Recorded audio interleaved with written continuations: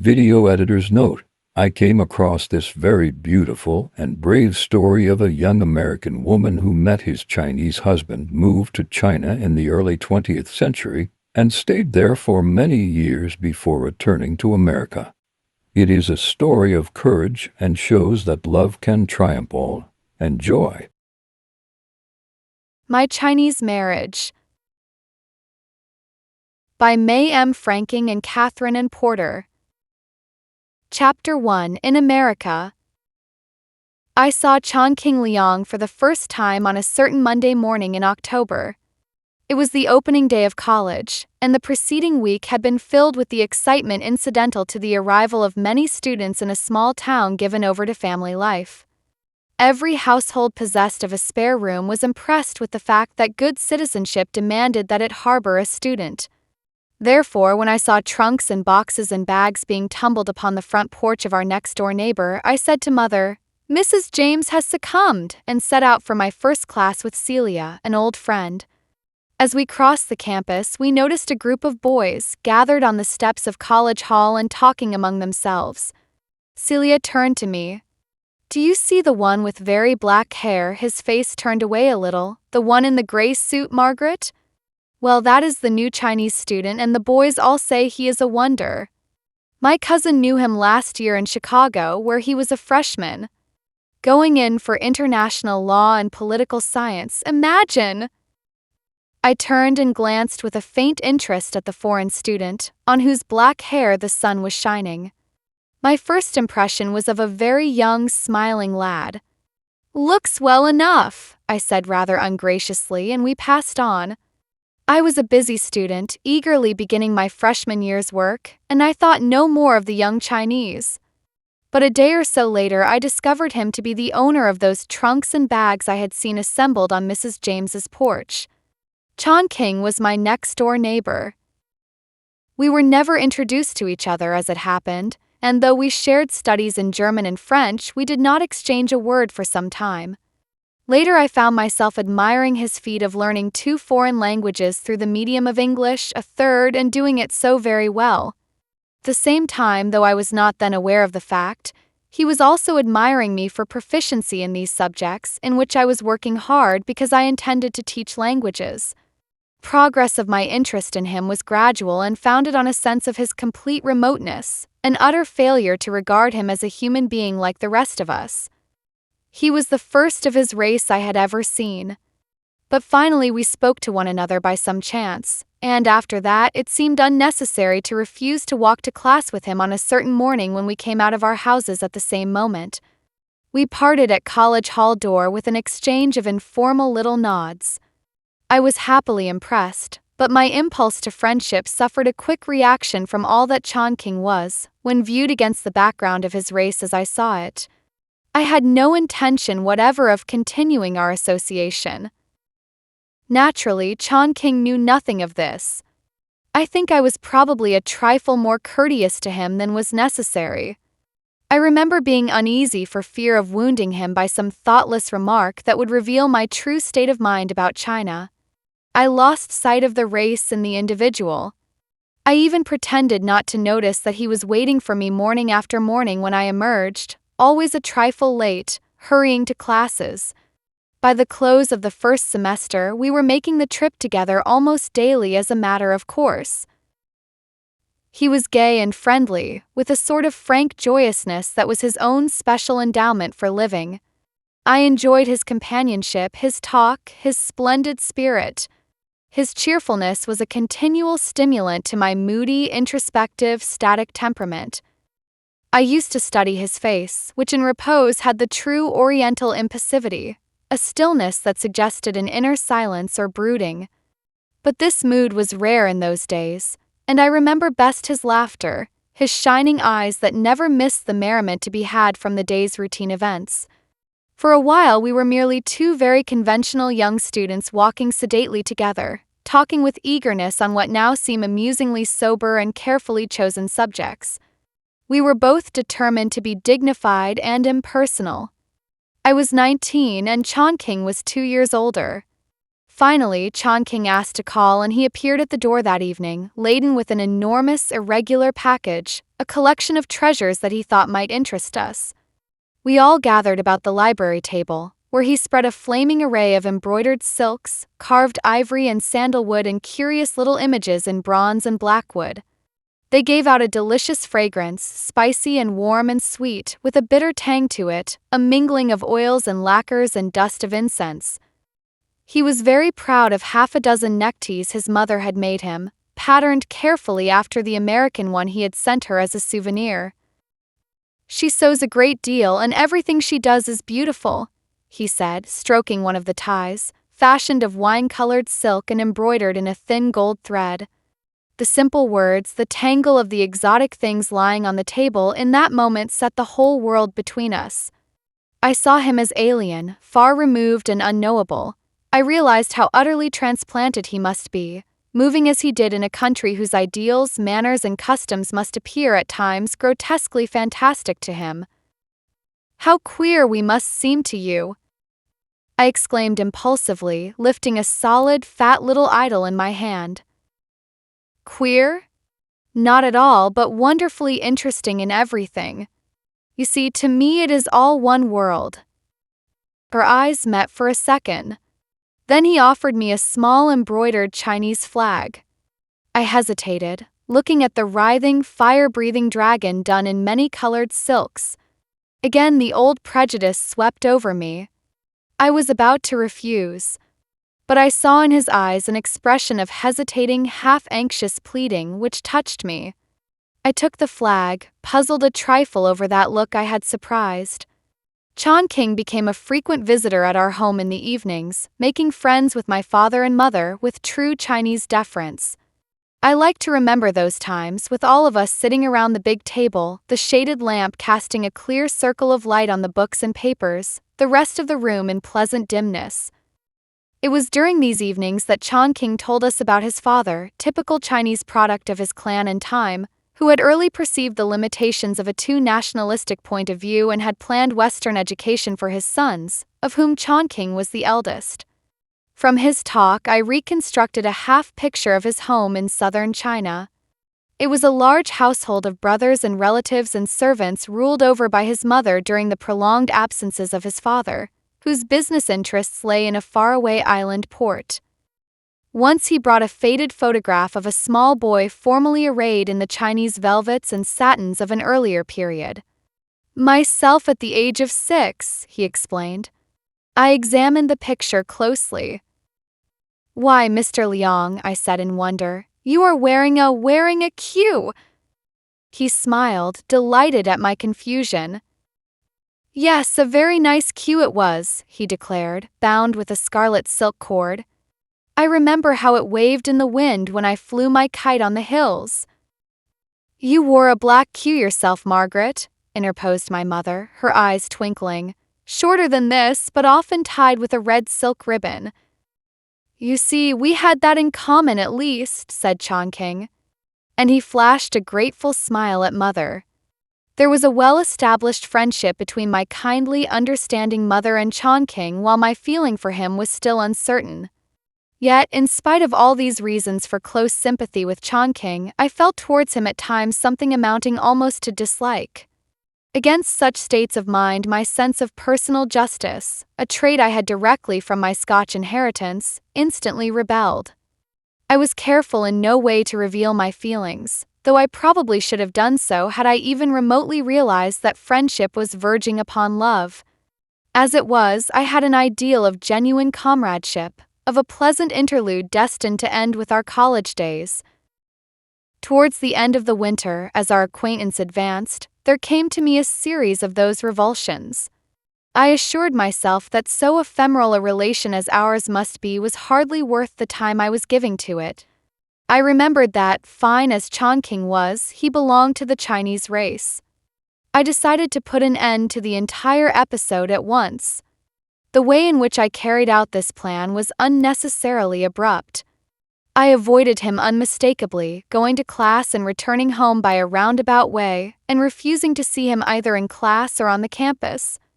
Then, one afternoon at the end of 2 weeks, He was waiting for me before the main door of College Hall. I did not speak. He joined me without a word and walked in silence to the campus edge. I turned suddenly toward a side street. "Go that way if you like," I said rudely. "I have an errand this way." He came with me.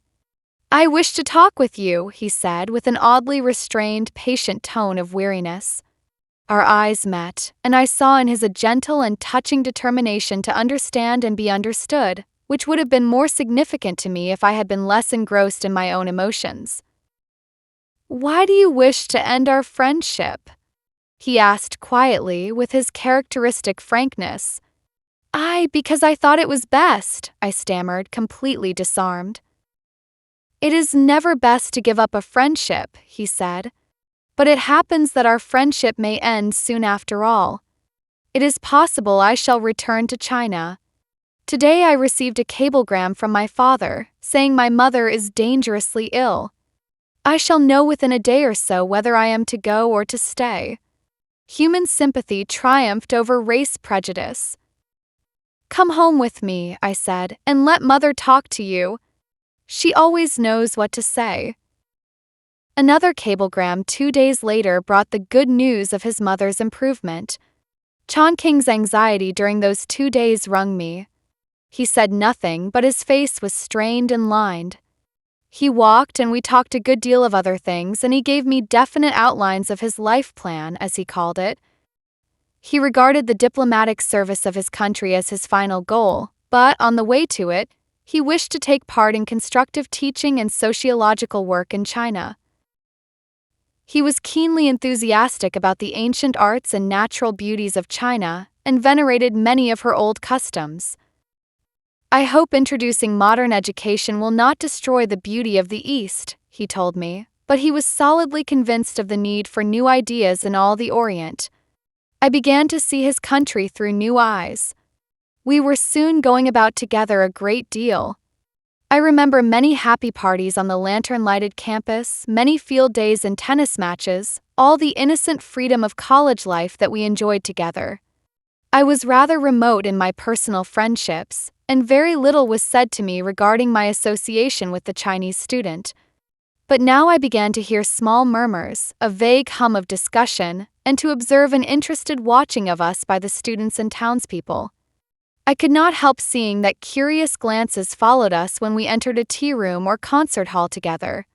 Several friends of my mother's spoke disapprovingly to her of the matter. "What if they should fall in love, Mary?" asked one conventional-minded old lady. But my mother was born without prejudices and never sees boundary lines or nationalities. She was infinitely tactful and kind. I know now that she was rather uneasy, for she felt that marriage is a difficult enough relation when each person knows the other's heritage and formulas, but she said nothing to make me self-conscious, not even repeating the remarks of her acquaintances until long afterwards.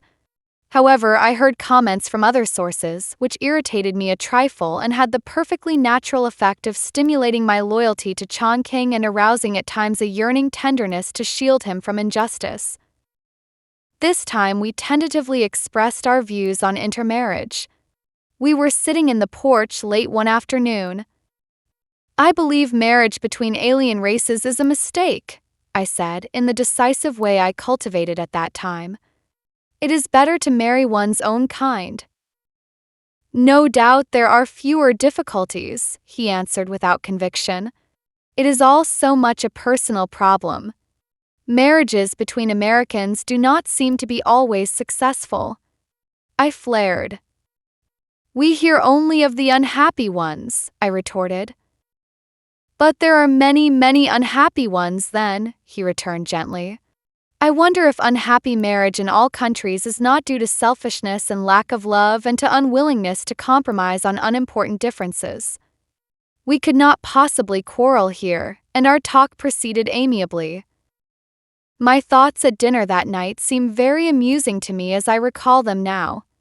Chan-King was so like one of us as we sat at table together that I found myself wondering if it was true that a Chinese wife did not eat at the same table with her husband, if she actually did wait upon him and obey him without question in everything, if Chan-King would return to China soon and there become an insufferable autocratic Eastern husband. The thought oppressed me unbearably. Since Chan-King was leaving next day on a summer vacation trip, this was a farewell dinner. He insisted on helping me with the dishes afterwards, for ours was a simple household and we usually had no maid. We were very merry over the task.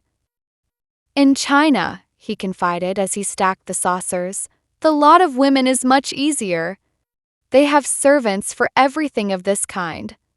I know an Englishwoman who married a Chinese, and she afterwards taught in a college for the sake of something to do. She did quite right, I said. Idleness is not good for anyone. Chinese wives are not idle, he answered gravely. They have many duties for everyone in their household. At this he turned his eyes upon me with an intent inner look. 'Cause I was impressed, I chose to be flippant. If I obstruct your view, I will move, I said. It would do no good, he answered. You are always there, wherever I want to look. Later he was writing his name in Chinese characters on a photograph he had given my mother. I stood beside him. He dropped the pen, turned to me and took both my hands in his own. He bent toward me and I drew away, shaking my head decisively. I wrenched one hand free and the kiss he meant for my lips reached my fingers instead. I was overwhelmed with a sense of invasion. We quarreled, but without bitterness or real anger. I was simply convinced that, since love was not for us, we were bound by all ethics to keep our relations in the outward seeming of friendship. For a moment I felt that one of my ideals had been rudely shattered. Oh, but you have mistaken me, he declared earnestly, refusing to release my hand. Kisses are not for friendship, I managed to say. I'm sorry, he confessed, but I saw in his eyes that he regretted my misunderstanding of him, nothing more. During his summer travels, he wrote me many letters. I had time to think, and in my thoughts I admitted that to be a friend of Chan-King was better than to have the love of anyone else in the world. When he returned, we wandered together one evening down to the campus and sat on a stone bench in the moonshade of a tall tree.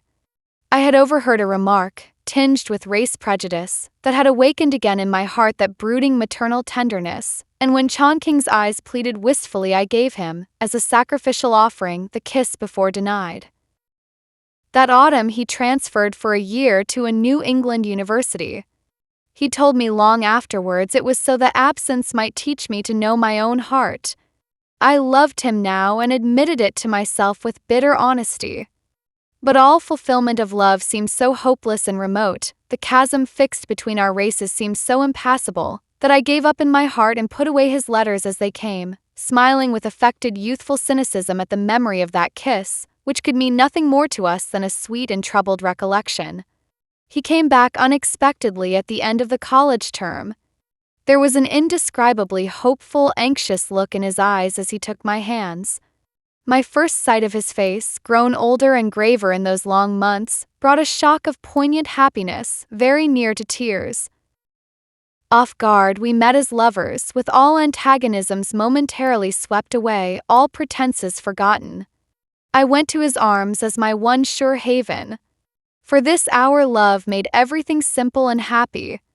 My father and mother were astonished when we told them of our intention to marry. With gentle wisdom, Mother suggested that we should allow ourselves a year of engagement, in order to be sure, as she expressed it. We were very sure, but we consented. Chan-King wrote at once to his people in South China, telling of his engagement. For me, he had one important explanation made in his frank, straightforward way. In China, he told me, it is usual for parents to arrange their children's marriages often years in advance. When I was very young, it was generally understood that I would later marry the daughter of my father's good friend, 3 years younger than I. There was no formal betrothal, and when I left home to study, I asked my father not to make any definite plans for my marriage until my return. The subject has never been mentioned since, and I don't know what his ideas are now. But they can make no difference with us. You understand that, Margaret dear? Again I felt myself in spiritual collision with unknown forces and wondered at his calmness in opposing the claims of his heredity. His family replied to his letter with a cablegram, forbidding the marriage. I had never seriously expected any other decision. A letter followed, conciliatory in tone, in which his father explained that since Chan-King's foreign education was nearly completed, arrangements had been made for his marriage to Miss Liang immediately upon his return home. He gave a charming description of his bride, whom Chan-King had not seen for 12 years. She was, he said, young and modest and kind. She was beautiful and wealthy, and, moreover, had been given a modern education in order to fit her for the position of wife to an advanced Chinese. The match was greatly desired by both families. In conclusion, the letter urgently requested that Chan-King would not make it impossible for his father to fulfill the contract he had entered into with a friend, and very gently intimated that by so doing he would forfeit all right to further consideration. There were other letters. An American friend, a missionary, wrote, very tactfully, of the difficulties he would have in keeping an American wife happy in the Orient. A Chinese cousin discussed at length the sorrows a foreign daughter-in-law would bring into his house, the bitterness of having in the family an alien and stubborn woman, who would be unwilling to give his parents the honor due to them or to render them the service they would expect of their son's wife. Many letters of this kind came in a group. There was a hopeless tone of finality, a solid clan consciousness in those letters that frightened me a little. I was uneasy, uncertain. I had found no irreconcilable elements in our minds, for I was very conservative West, and he was very liberal East. But here were represented the people with whom his life must be spent and the social background against which it must harmoniously unfold. I felt with terrific force that it was not Chan-King but Chan-King's traditions and ancestors, his tremendous racial past, that I must reckon with. Also, I did not wish to stand in the way of his future. I doubt if I could have found courage to marry Chan-King, if I had then realized the importance, especially in diplomatic and political circles, of clan and family influence in China. But he gave it up so freely, with such assured and unregretful cheerfulness, that I could not but share his mood. In these calm, logical, impersonal family letters which Chan-King translated for me, there was a strain of sinister philosophy that chilled me as I read. The letters dealt entirely with his duty in its many phases, to his parents, to his ancestors, to his country, to his own future. Nothing of love. Only one relative, a cousin, mentioned it at all, and in this wise: "You are young now, and to youth love seems of great importance. But, as age replaces youth, you will find that love runs away like water." "That is not true, Chan-King," I said with solemn conviction. "Love is greater than life or age, it lives beyond death. It is love that makes eternity." This time, Chan-King did not quite comprehend my mystical interpretation of love. But he answered very happily, "To have you for my wife is worth everything else the world can offer." Chan-King continued to write to his family briefly and respectfully, declining to be influenced in any way. Replies came at lengthening intervals and then ceased. There was no open breach, no violent tearing asunder of bonds.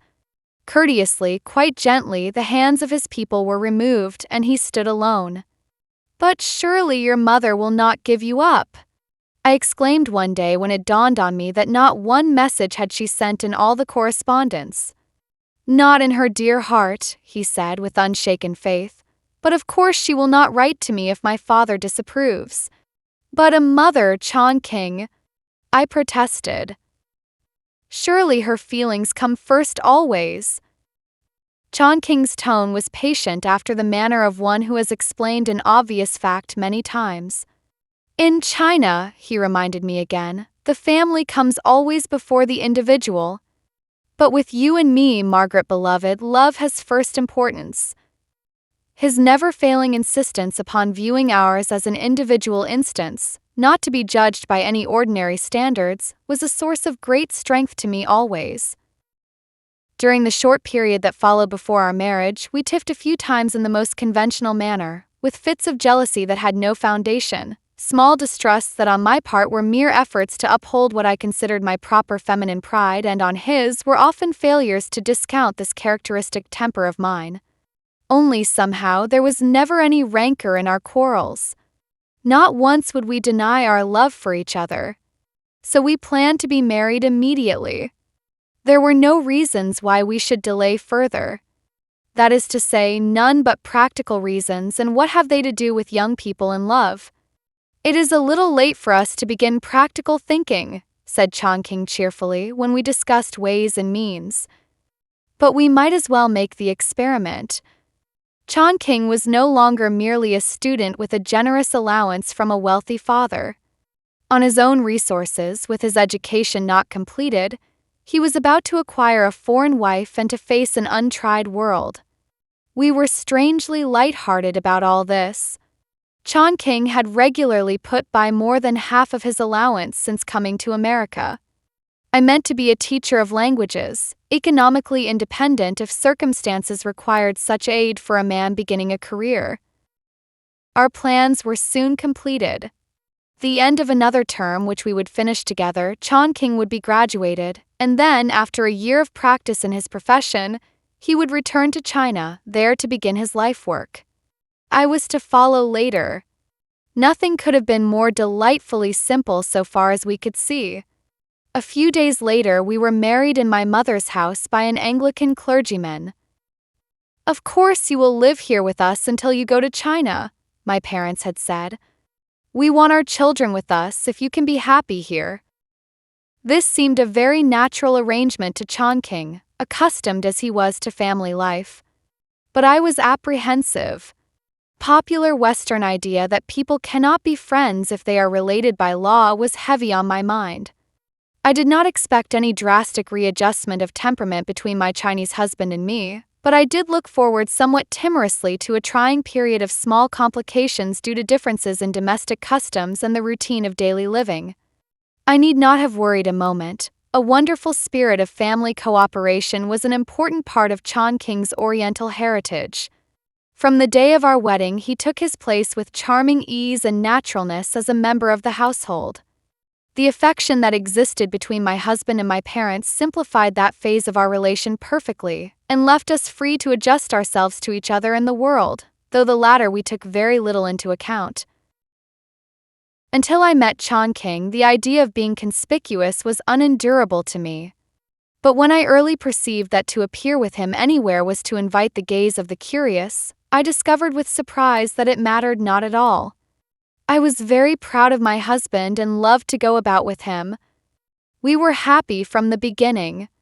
Discovering life together proved a splendid adventure which renewed itself daily. The deep affection and tenderness between us created subtle comprehensions too delicate to be put into words. A quick look interchanged during a pause in talk would often convey a complete thought. I always felt that Chan-King had acuter perceptions, more reserve, and more imagination than I. Also, he was meticulous, as I was not, in regard to small amenities. I had always been used to having my own way without causing discomfort to anyone else, but I found that I could not speak carelessly or act thoughtlessly without the risk of violating his sense of the fitness of things. My greatest difficulty in the first few months of our marriage came from my constant effort to adjust my mode of thought and action to meet a highly trained and critical temperament, to whom the second bests of association, spiritual or mental or material, were not acceptable. Yet if he exacted much, he gave more. In everything, he had a generosity so sincere and spontaneous that it aroused a like quality in me. I am in many ways the elemental type of woman requiring I know a certain measure of domination in love. It was imperative that I should respect my husband, and it pleased me to discover in our several slight domestic crises that his was far the stronger will. I had taken my vow to obey, having specified that the word was not to be omitted from the marriage ceremony. How I should have kept it under a tyrannical will I do not know, for Chan-King was not a domestic dictator. He took it for granted that we were partners and equals in our own departments of life. He trusted my judgment in the handling of my share of our affairs, and in later years often came to me for advice in his own. Nevertheless, morally, the balance of power was in his hands, and I was glad to leave it there. Often our disagreements would end in laughter because each one of us would give way gradually from the position first assumed, until we had almost changed sides in the discussion. This happened again and again. From the very beginning, I saw clearly, by some grace, the point at which Chan-King's Oriental mind and Occidental education came into the keenest conflict: my attitude towards other men and their attitude toward me. He was never meanly jealous or suspicious, but there was in him that unconquerable Eastern sense of exclusiveness in love, that cherishing of personal possession, so incomprehensible to the average Western imagination.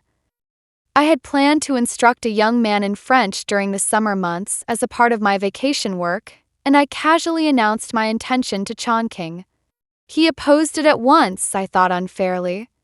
I was a great while persuading him to admit his real reasons for objecting. Finally, I said, somewhat at random, "If my pupil were a girl, you would not care." "You have enough work as it is," he persisted, but without firmness, and his eyes flickered away from mine. I laughed a little. He turned to me a face so distressed that my smile died suddenly. "Oh, don't laugh," he said, painfully in earnest. "You must keep in mind what you are to me. I cannot be different. I am sorry." I gave up my harmless young pupil and said nothing more. From that moment, I began to form my entire code of conduct where men were concerned on a rigidly impersonal and formal basis. It was not difficult, for my first and only affection was centered in my husband, and the impulse to coquetry was foreign to my nature. My husband's determination to leave my individuality untrammeled was sometimes overborne, in small ways that delighted me, by his innate sense of fitness. We played tennis and he played excellently. One day, as we left the courts, he said to me, "Tennis just isn't your game, Margaret. Your dignity is always getting in the way of your drive. I don't want you to give up your dignity, it is too much a part of you. But you might leave tennis alone and try archery. I am sure that is more suited to your type." The amused obedience with which I took his suggestions soon became enthusiasm for the new sport. To me, marriage had always seemed the most mystic and important of human relations, involving at times all the rest, and particularly parenthood. I am a born mother, to whom the idea of marriage without children is unthinkable. Since I put away my dolls, dream children had taken their place in the background of my fancy. I saw them vaguely at first, but with the coming of love I knew quite clearly how they would look. Now that I had married Chan-King, I should have liked a child at once as a sure bond between us and a source of comfort for myself while he would be making his start in China. I knew that he loved children, for on several occasions I had deliberately put a tiny neighbor in his way and had taken note of his warm friendliness and gentleness with the wee thing. But, fearing that he would be unwilling to accept a new responsibility while our affairs were still unsettled, I put aside my desire for a child, though my loved books were growing strangely irksome. I did not know that my husband shared the usual foreign belief that the American woman is an unwilling mother. Then one day he went to call on a friend of his, a Chinese student whose wife and little son were with him. "I saw the Chinese baby," he told me with boyish eagerness. "He is going to have a little brother soon. Lucky baby." "Lucky parents," I corrected him and sighed enviously. Chan-King looked at me, the wonder on his face growing into a delighted smile. "Do you mean it, Margaret?" he asked incredulously. Then we talked long and earnestly of our children. To Chan-King's old-world mind, children should follow marriage as naturally as fruit the blossom, and his happiness in discovering that my ideals were exactly his own brought us to another plane of understanding and contentment with each other. Besides, he explained, a grandchild would do much to reconcile his parents to our marriage. Happily, when the school term was over, I put aside my books for a needle. I had always been fond of sewing, but never had I found such fascinating work as the making of those tiny garments of silk and flannel and lawn. My practical mother protested against so much embroidering, but my husband only smiled as he rummaged gently through the basket of small sewing. "You are a real Chinese wife, after all," he would say. A Chinese wife sews and embroiders a great deal. She even makes shoes for the family. Shoes, Chan-King. Shoes, no less. To make shoes beautifully is a fine art, and a Chinese woman takes pride in excelling at it. She is proud of her feet and makes all her own shoes. Then he would tell me stories of his childhood and recall memories of the closed garden in his old home, where he played at battledore with a tiny girl while her mother and his mother sat together, embroidering and talking in low tones. Two young mothers were friends and were planning for the marriage of their son and daughter, which would strengthen the friendship into a family bond. I took great interest in this little girl, who flitted through Chan-King's stories like a brilliant butterfly seen through a mist. Her name was Liang, and she was only 3 years old when she ran, with her little feet still unbound, through those sweetly remembered green gardens of his childhood. Somewhere now she was sitting, her lily feet meekly crossed, embroidering shoes, waiting until her father should betroth her to another youth. When Chan-King showed me a portrait of himself, taken in a group with his mother and father when he was 8 years old, I examined very thoughtfully the austerely beautiful face of the woman who had brought him into life. She sat on one side of the carved blackwood table. Her narrow, paneled skirt was raised a trifle to show her amazingly tiny feet. On the other side of the table sat Chan-King's father, an irreconcilably stern and autocratic-looking man, magnificently garbed in the old style. Beside him stood a small, solemn boy wearing a round cap, his queue still bound, he told me, with a red cord, his hands lost in the long velvet sleeves that reached almost to his knees. I put my finger on the head of this boy. "I hope our son will look exactly like him," I said. At last the hoped-for son was born and laid in my arms. He was swaddled and powdered and new, and he wept for obscure reasons. But my husband and I smiled joyfully at the delicious, incredible resemblance of that tiny face to his own. Chan-King looked at him a long time, a quizzical, happy smile in the corners of his mouth. Then he kissed me very gently and said, "He's a real Liang baby, Margaret. Are you glad?" I answered that I was glad, as I had been for everything love had brought to me. Our plans progressed favorably, and when our son Wilfred was 5 months old, Chan-King returned to China. I bid him goodbye in the way I knew would please him most, calmly and without tears. But when it came to the last moment, I felt unable to let him go. Mutely I clung to him, the baby on my arm between us. "It won't be for long, this," he assured me. "We shall all be together at home very soon. You are brave and dear and true, Margaret. You shall never be made sorry. Be patient." His first letters told of his new work in one of the older colleges for which Shanghai is famous. He also began his practice of law in an official capacity. His first step toward the diplomatic service had been taken. At the end of 4 months, I received his summons and went about making ready for the journey to China with my young son. My life work was to help my husband in making a home. His life work was in China. Conclusion was so obvious that neither I nor my parents had ever questioned it. But now that the moment had come, the friends of the family were very much excited. They asked strange questions. "Are you really going? How can you leave your mother? How can you give up beautiful America? Aren't you afraid to go to China?" I answered as patiently and reasonably as I could. They wearied me very much. Of China itself I had no clear conception in spite of Chan-King's letters, for though my old prejudice had passed away, still I saw all the country only as a background for my husband's face. I followed Chan-King's minute instructions concerning traveling arrangements, and Wilfred and I had a pleasant voyage. Early one morning I looked through the porthole and saw about me the murky waters of the Yangtze, alive with native craft, while dimly through the mist loomed the fortifications of Wuzhong. Already the tender was waiting, and soon we were aboard, moving rapidly up the mouth of the river.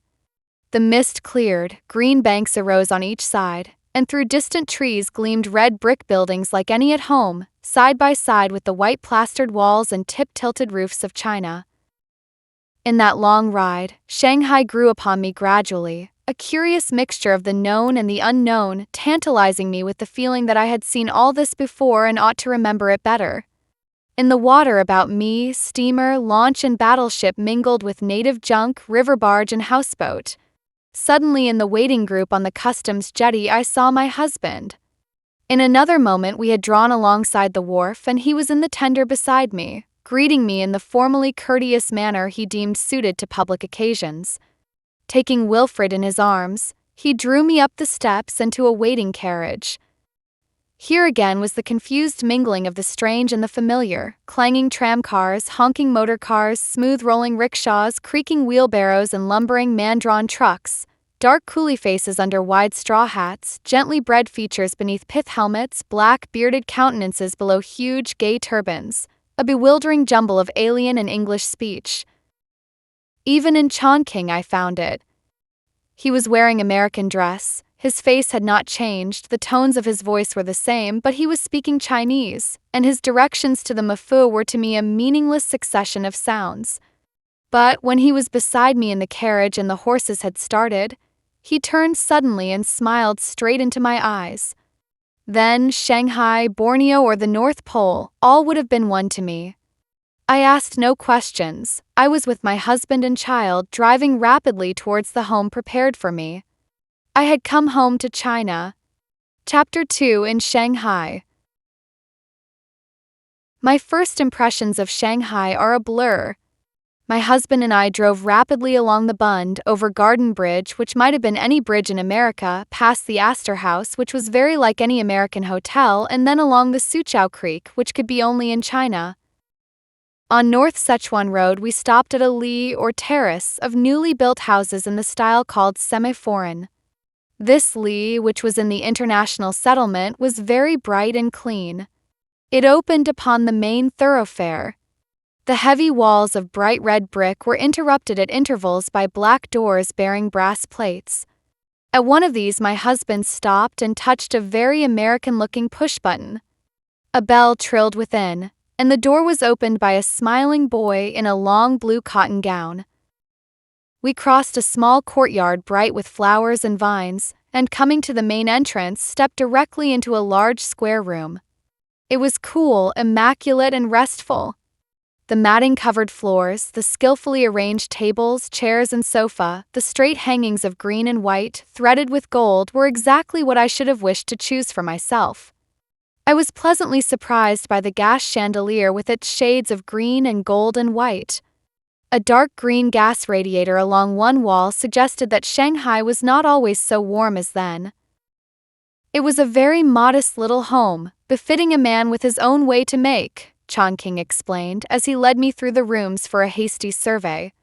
Then Wilfred was surrendered to his ama, a fresh-cheeked young woman in stiffly starched blue coat, white trousers, and apron, while we made ready for a tiffin engagement with Chinese friends of Chan-King's. After a short rickshaw ride, novel and delightful to me, we turned from the main road into another series of terraces and entered a real Chinese household. The host and hostess, who had both been in America and spoke excellent English, were very cordial in their welcome.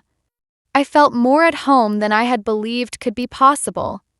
Tiffin was served in the Chinese fashion, the guests seated at a great round table, with the dishes of meat, fish, and vegetables placed in the center, so that each one could help himself as he chose. Individual bowls of rice, small plates, chopsticks, and spoons were at each plate. Set at intervals were small, shallow dishes containing soy, mustard, or catsup, and also roasted melon seeds and almonds. When my hostess, who had thoughtfully rounded out her delicious Chinese menu with bread and butter and velvety ice cream, as thoughtfully produced a silver knife and fork for me, my husband explained that I was rather deft in the use of chopsticks. Though he had taught me, during the early days of our marriage, to use a slender ivory pair that he possessed, I was now very nervous, but I felt obliged to prove his delighted assertion. So my social conformity as a Chinese wife began there, before a friendly and amused audience, who assured me that I did very well. On the way home, Chan-King said, "Will this be difficult for you, Margaret?" "Chopsticks?"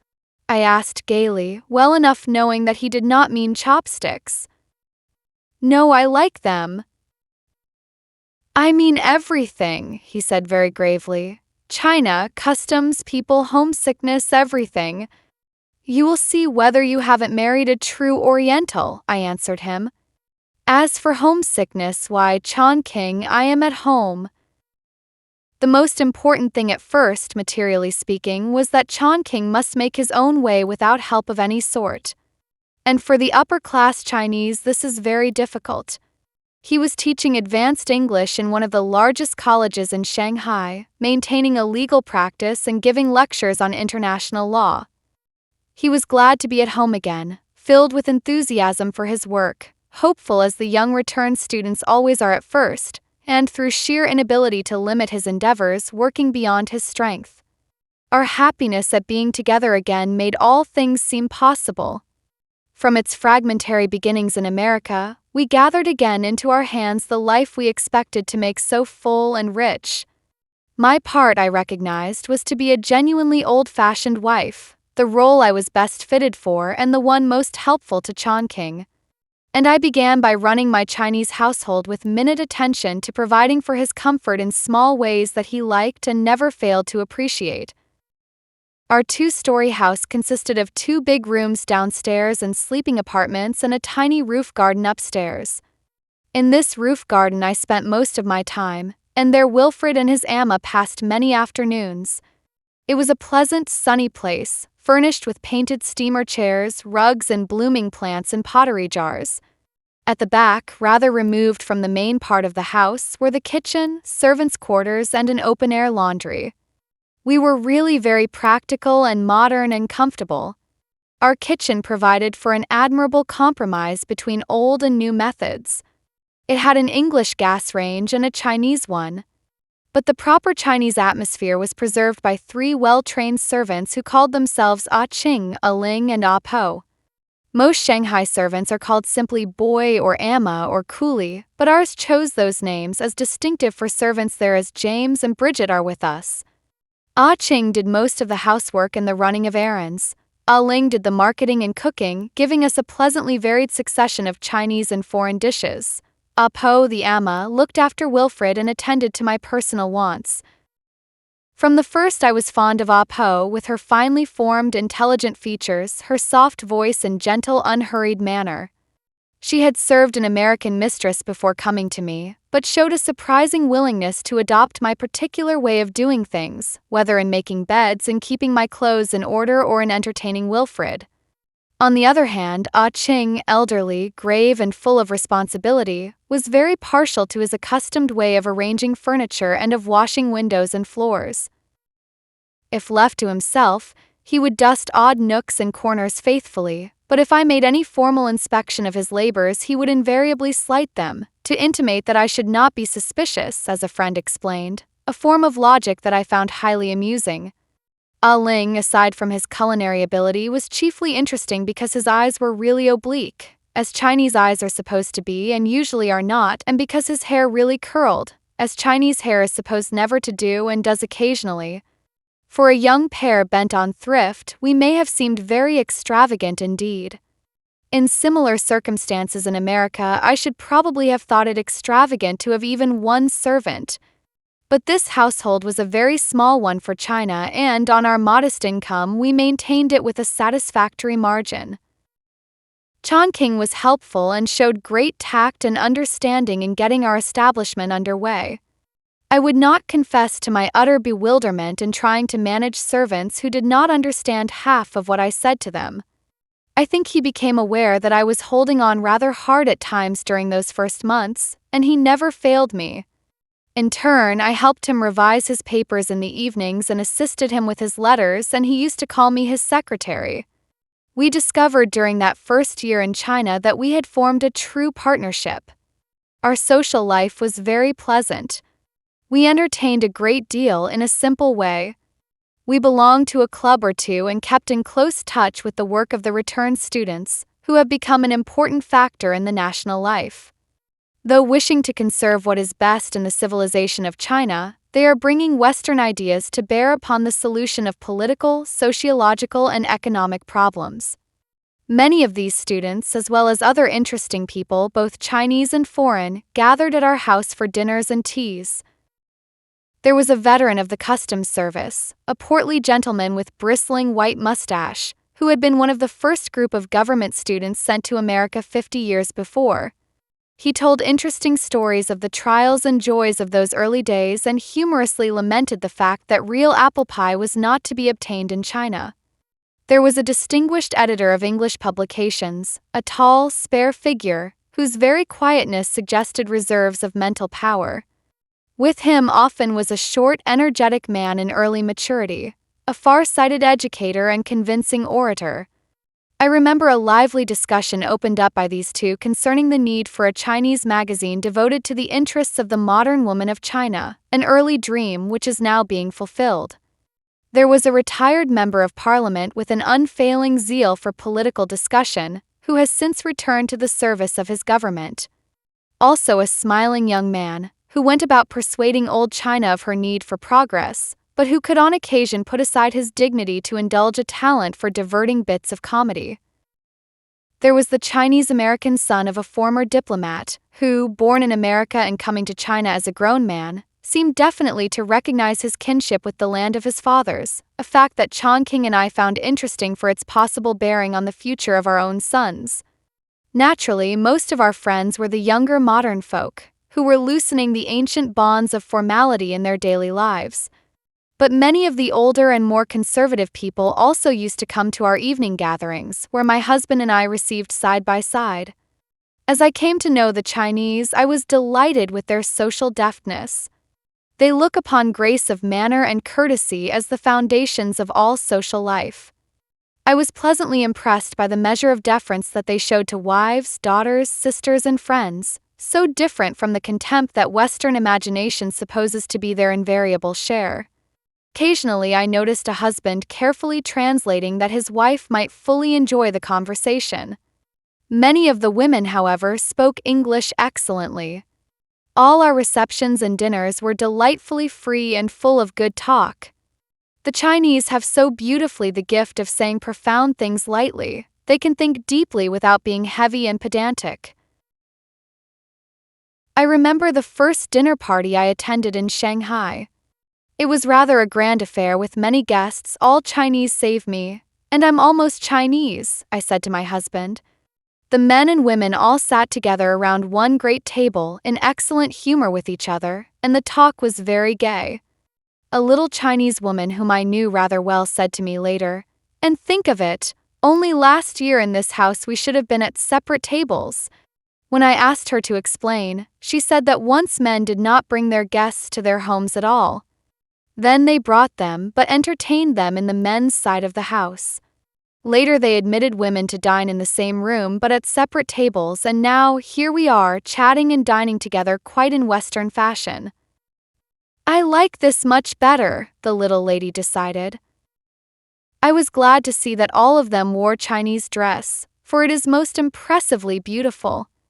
I wore my first jacket and plaited skirt that night, a combination of pale green and black satin, and now and then I would see Chan-King's eyes turned upon me with the look I best loved to see there, a clear, warm affection shining in them, a certain steady glow of expression that had love and friendship and understanding in it. I think the sight of me in the dress of his country confirmed in his mind my declaration that I loved China, that I wanted to be a real Chinese wife.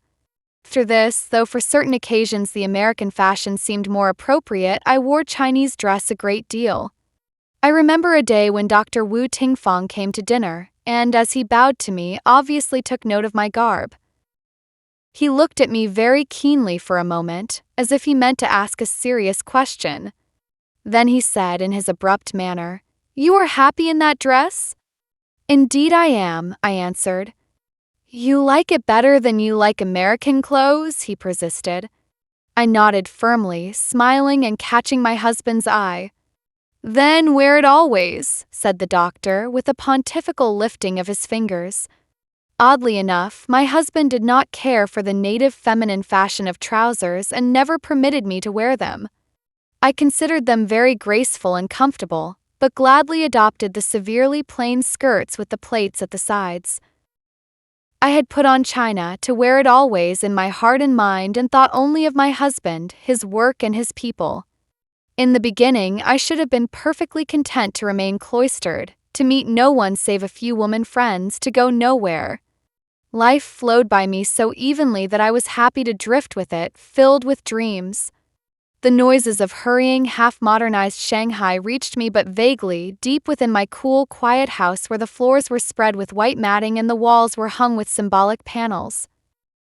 Click of the pony's feet on the pavement, the thud of the rickshaw coolies' heels as they drew their noiseless, rubber-tired vehicles, the strident scream of the motor horns, the strange, long cries of the street vendors, all came to me muffled as through many curtains that sheltered me from the world.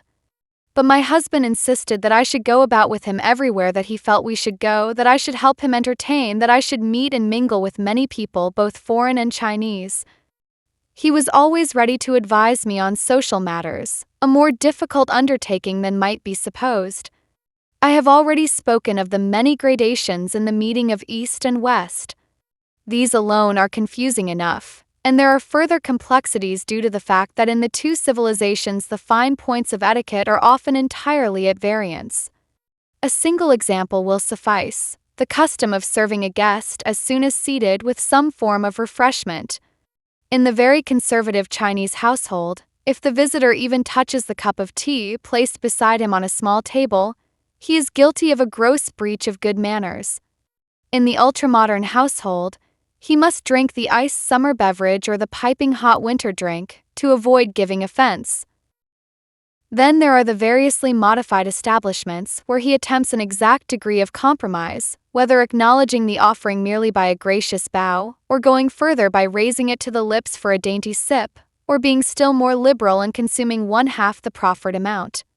That such situations are often baffling, even to young China, I have heard it laughingly confessed in many lively discussions.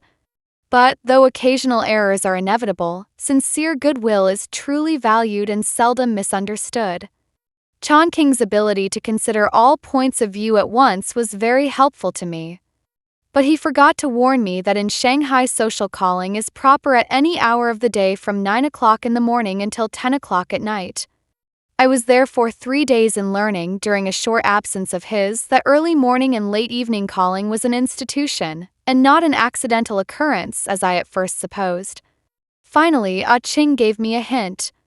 I was in negligee, preparing for a morning of lazy play with Wilfred and hoping there would be no interruptions, when Ching appeared and announced callers.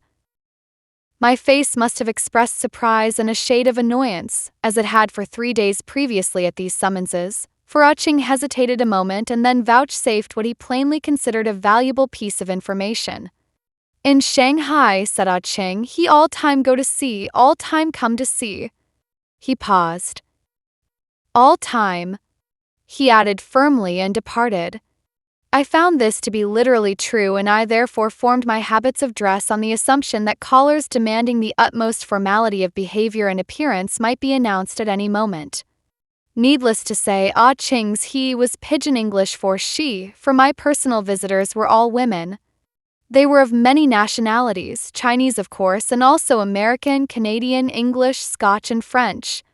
With the Chinese women especially, I found myself in perfect harmony. Nowhere, I believe, do sincerity and goodwill meet with a warmer response. They accepted me with a cordiality that was very real and rendered invaluable assistance in my initiation into the new life. They took me calling, shopping, and marketing until Shanghai ceased to be a bewildering maze of crowded thoroughfares. They helped me to understand the complexities of Chinese currency. They explained the intricate points of fashion in dress and recommended skillful tailors. From the first, we were deeply interested in the meeting and blending of East and West that went on about us everywhere, in every field of endeavor.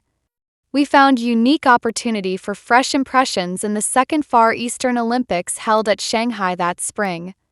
In the presence of many thousand spectators, China, the Philippines, and Japan strove for supremacy in athletic prowess. The affair was managed entirely by Chinese, and during most of the contests my husband was busy on the grounds in an official capacity.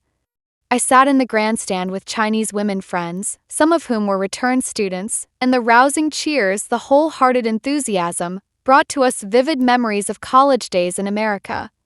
The evenings were filled with receptions and garden parties in honor of the visitors. course, our pleasure in the whole affair was immeasurably heightened by China's well-earned triumph. As the months passed, Chan-King's high-hearted enthusiasm, his dauntless will to carry through great work in the education of young China, flagged to some degree from terrible disillusionment. This is the problem all returned students have sooner or later to face and conquer. They come home brimming with hope and filled with aspirations towards their country's betterment. And gradually they are forced to acknowledge one enormous fact, that China has been her glorious, grim old self for too many centuries. Her feet are sunk too deeply in the earth of her ancient traditions to be uprooted by one generation of youth, or 2 or 3 or 100.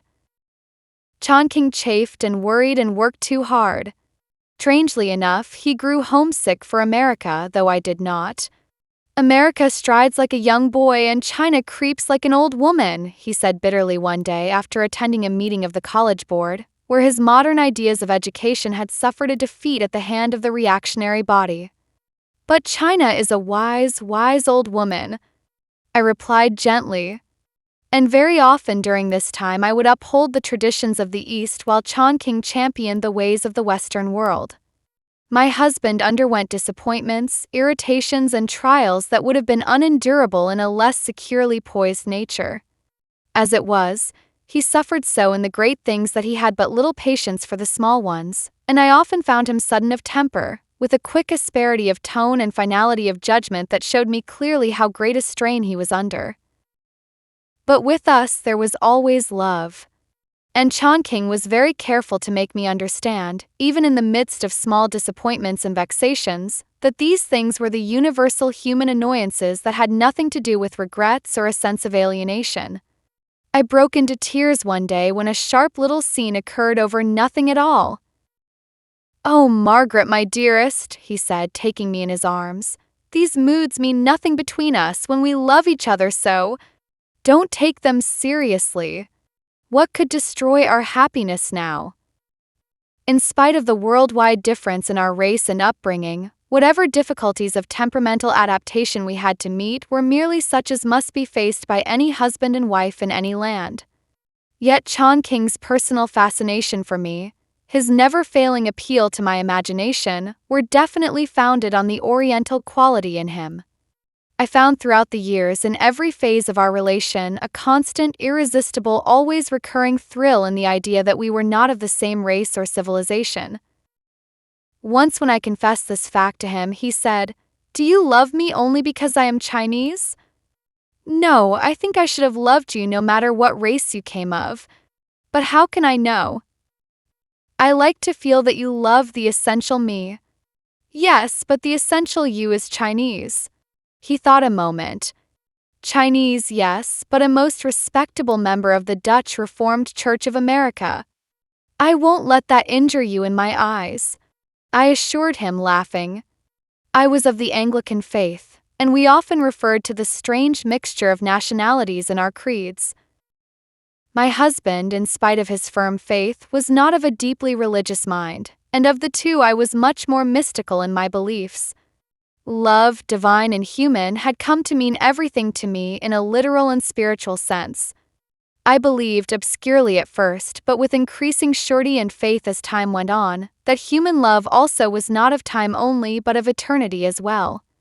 And when I found that Chan-King did not share this belief, I felt, for the only time in all my marriage, alien to him, shut out by an impalpable veil from his profoundest inner life, which I wished passionately to share in everything.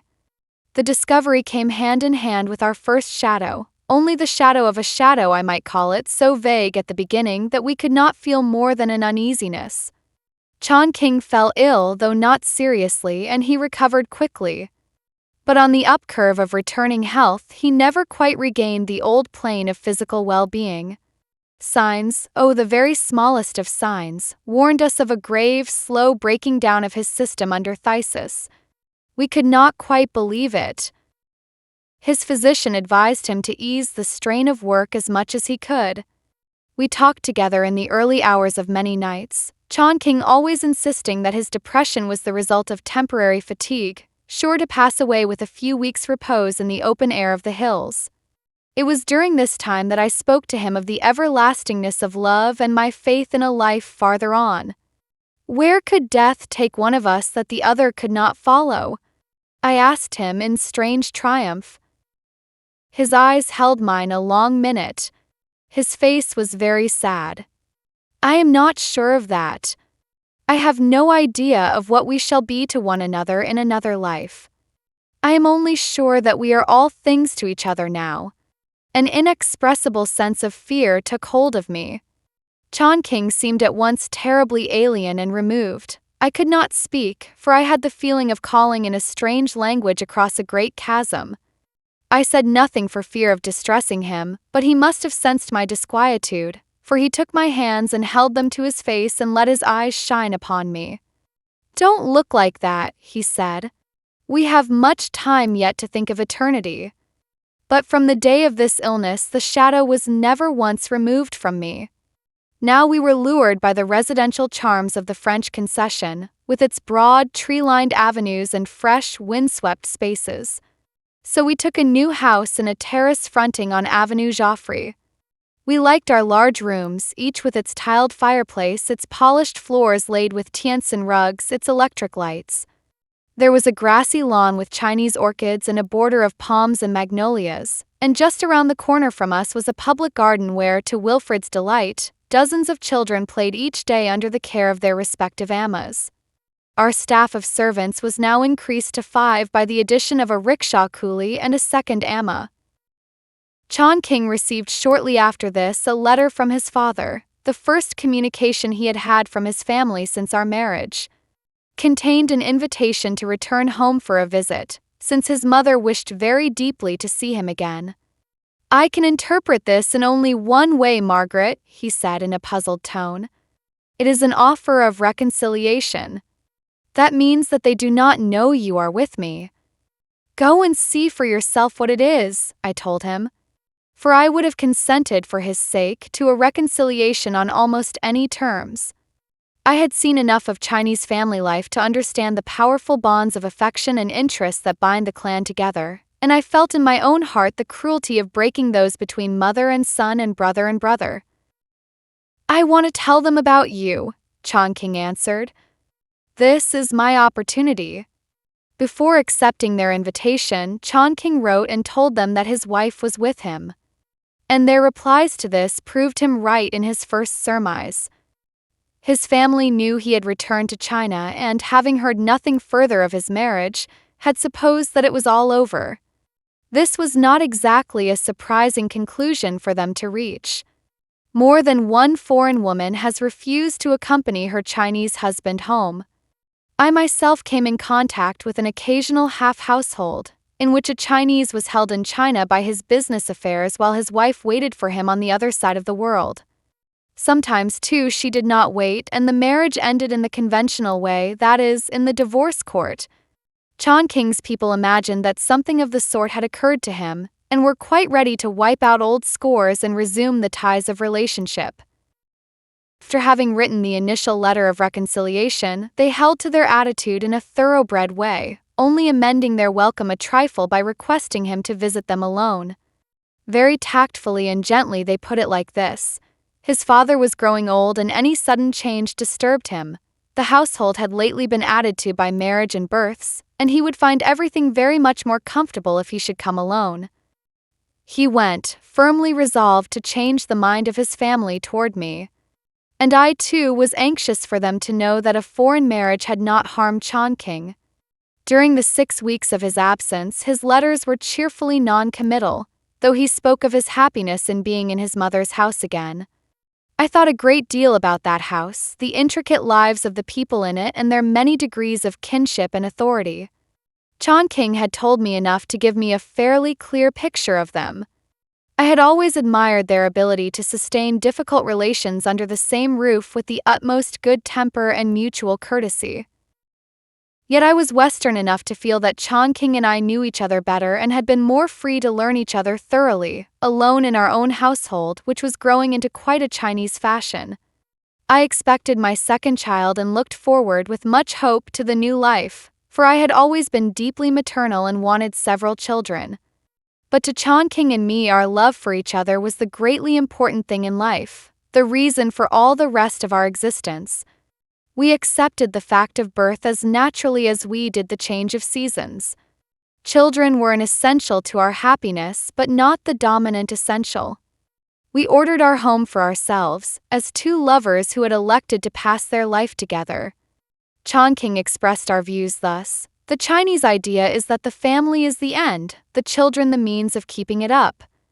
In the West, the children are the end, and the home merely the means of keeping them up. You and I have it perfectly adjusted, I think. The home is for all of us, and all of us have proper places in it. Chan-King returned early one morning, and I knew from my first glimpse of his face that his visit had been a fruitful one. I flew to his arms, and as he kissed me, I saw that his eyes were serene and contented.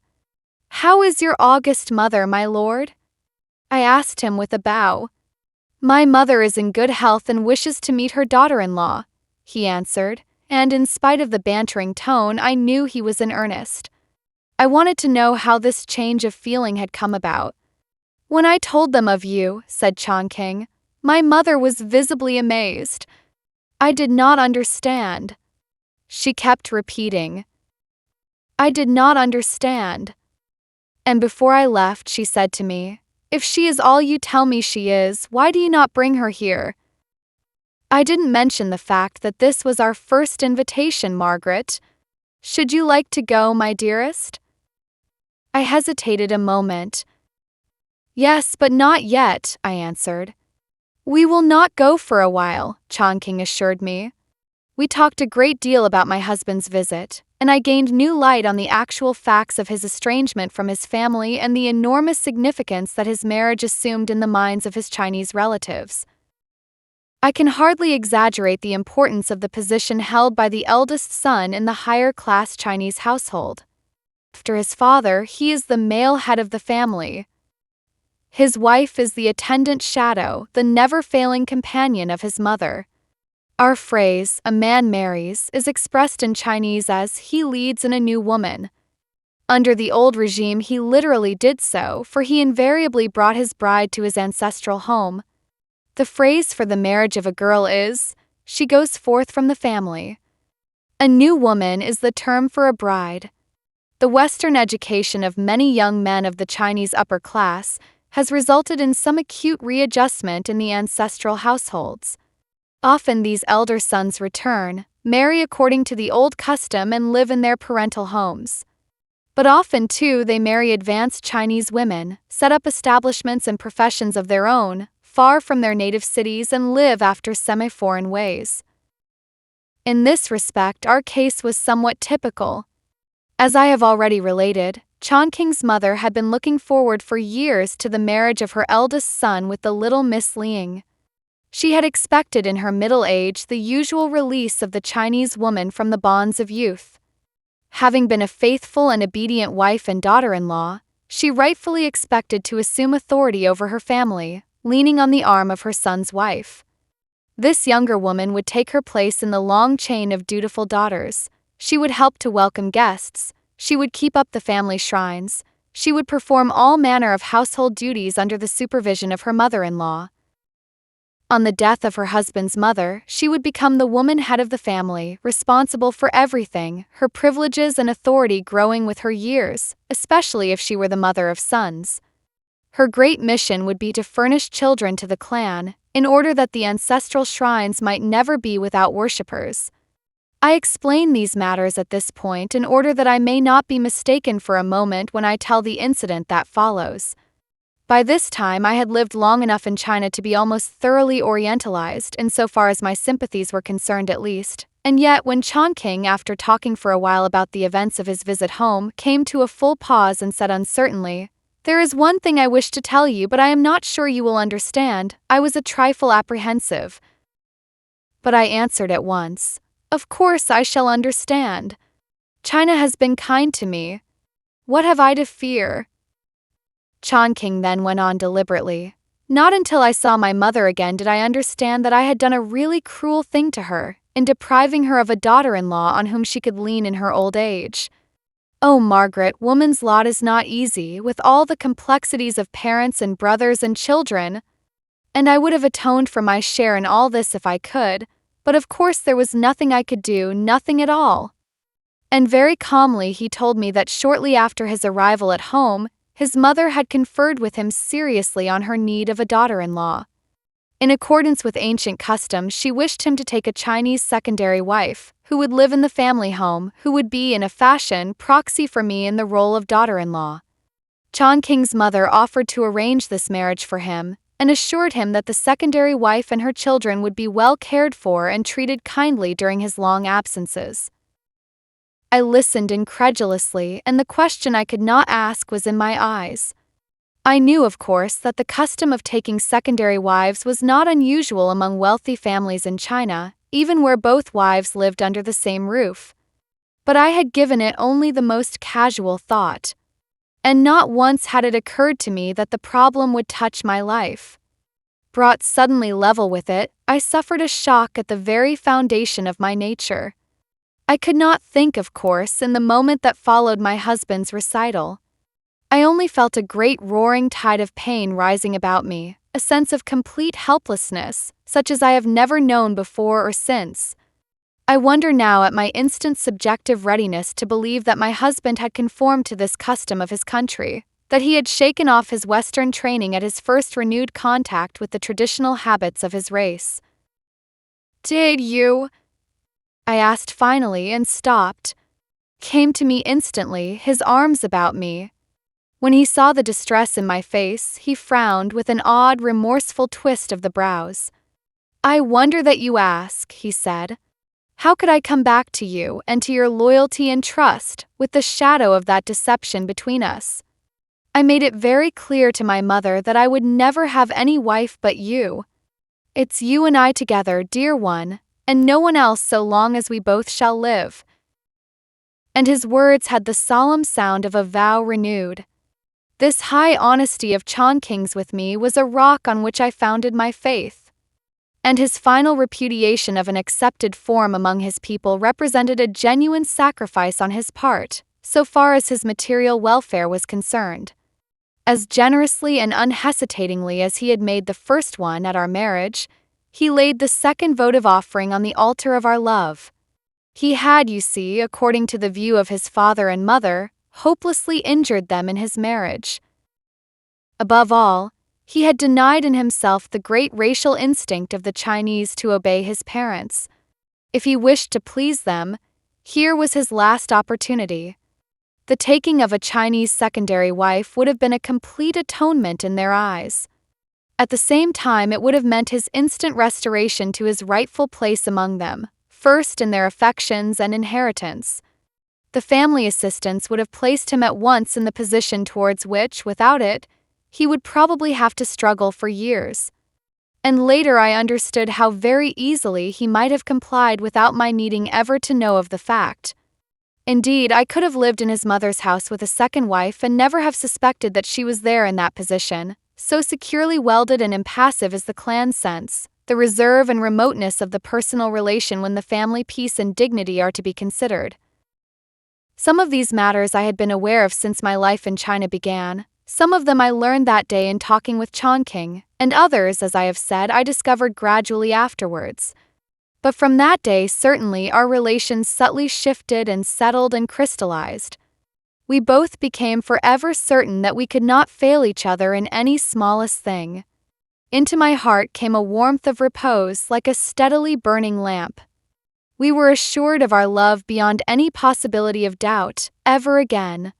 And for a time we experienced a renascence of youthful happiness, a fine fervor of renewed hopes and ambitions, as though spring had come again miraculously when we had expected October.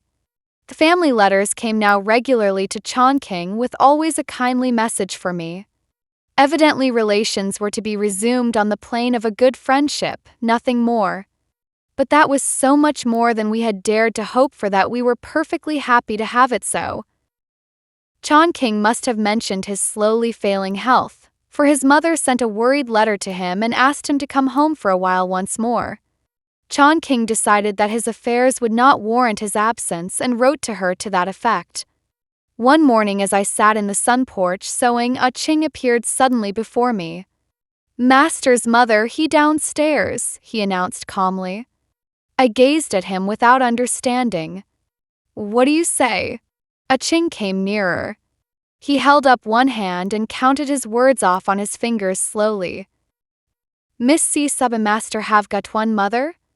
he inquired patiently. Yes. Well, he just now have come. He downstairs." I got to my feet. I was more frightened and nervous than I had ever been. I remembered to be grateful. I was wearing complete Chinese dress, a black skirt and blue velvet jacket. This fact assumed an amusing importance in my mind as I stood there, struggling to get myself in hand. I had planned this meeting 1,000 times, and now that it was fairly upon me, I was totally without resource. I progressed downstairs confusedly, running a few swift steps and then stopping short and beginning again slowly. If Chan-King had been there, I should have fled to him and left the entire situation in his hands. But I was alone and certain of one thing only. I meant to win the love of my Chinese mother if I could. Subjectively, all the tales I had heard of Chinese mothers-in-law must have impressed me more than I had admitted, for I remembered something Chan-King had told me long before. I cannot describe to you the importance of the mother in the Chinese household. She is a complete autocrat with almost final authority over her sons, daughters-in-law, servants, relatives, everybody except her husband, who is usually absent on his business. Her old age is a complete reversal of the restraint and discipline of her youth. I stopped short at the door of the drawing room. I saw my husband's mother for the first time. She had become to me a personality of almost legendary grandeur, and I felt a little wave of surprise go over me that she looked somehow so real and alive and genuine. She sat in a big, tall-backed chair, her hands spread flat on her knees.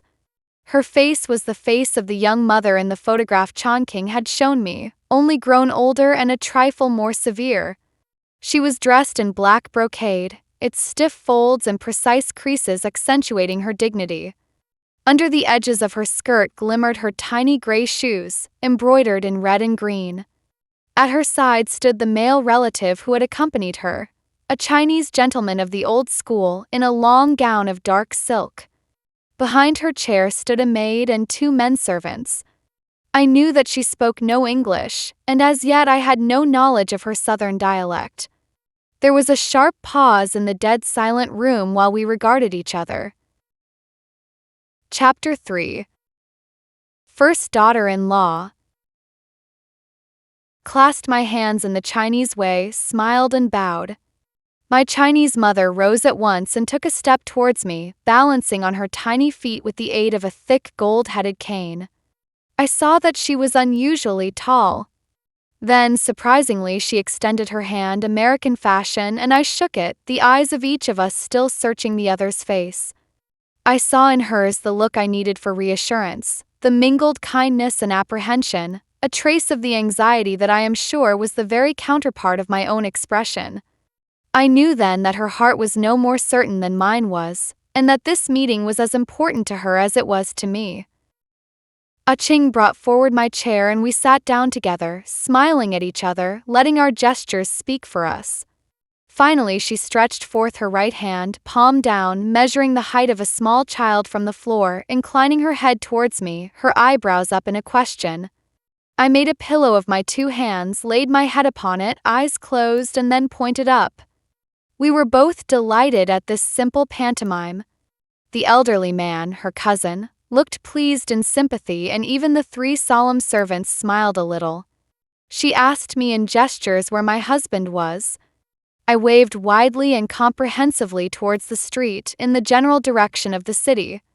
She nodded, settling back a trifle, drawing a long breath. We had reached the end of our power to converse without the aid of an interpreter. When I heard Chan-King's ring at the gate, I hurried out to meet him with the news. He was even more excited than I was and hastened ahead of me to the house.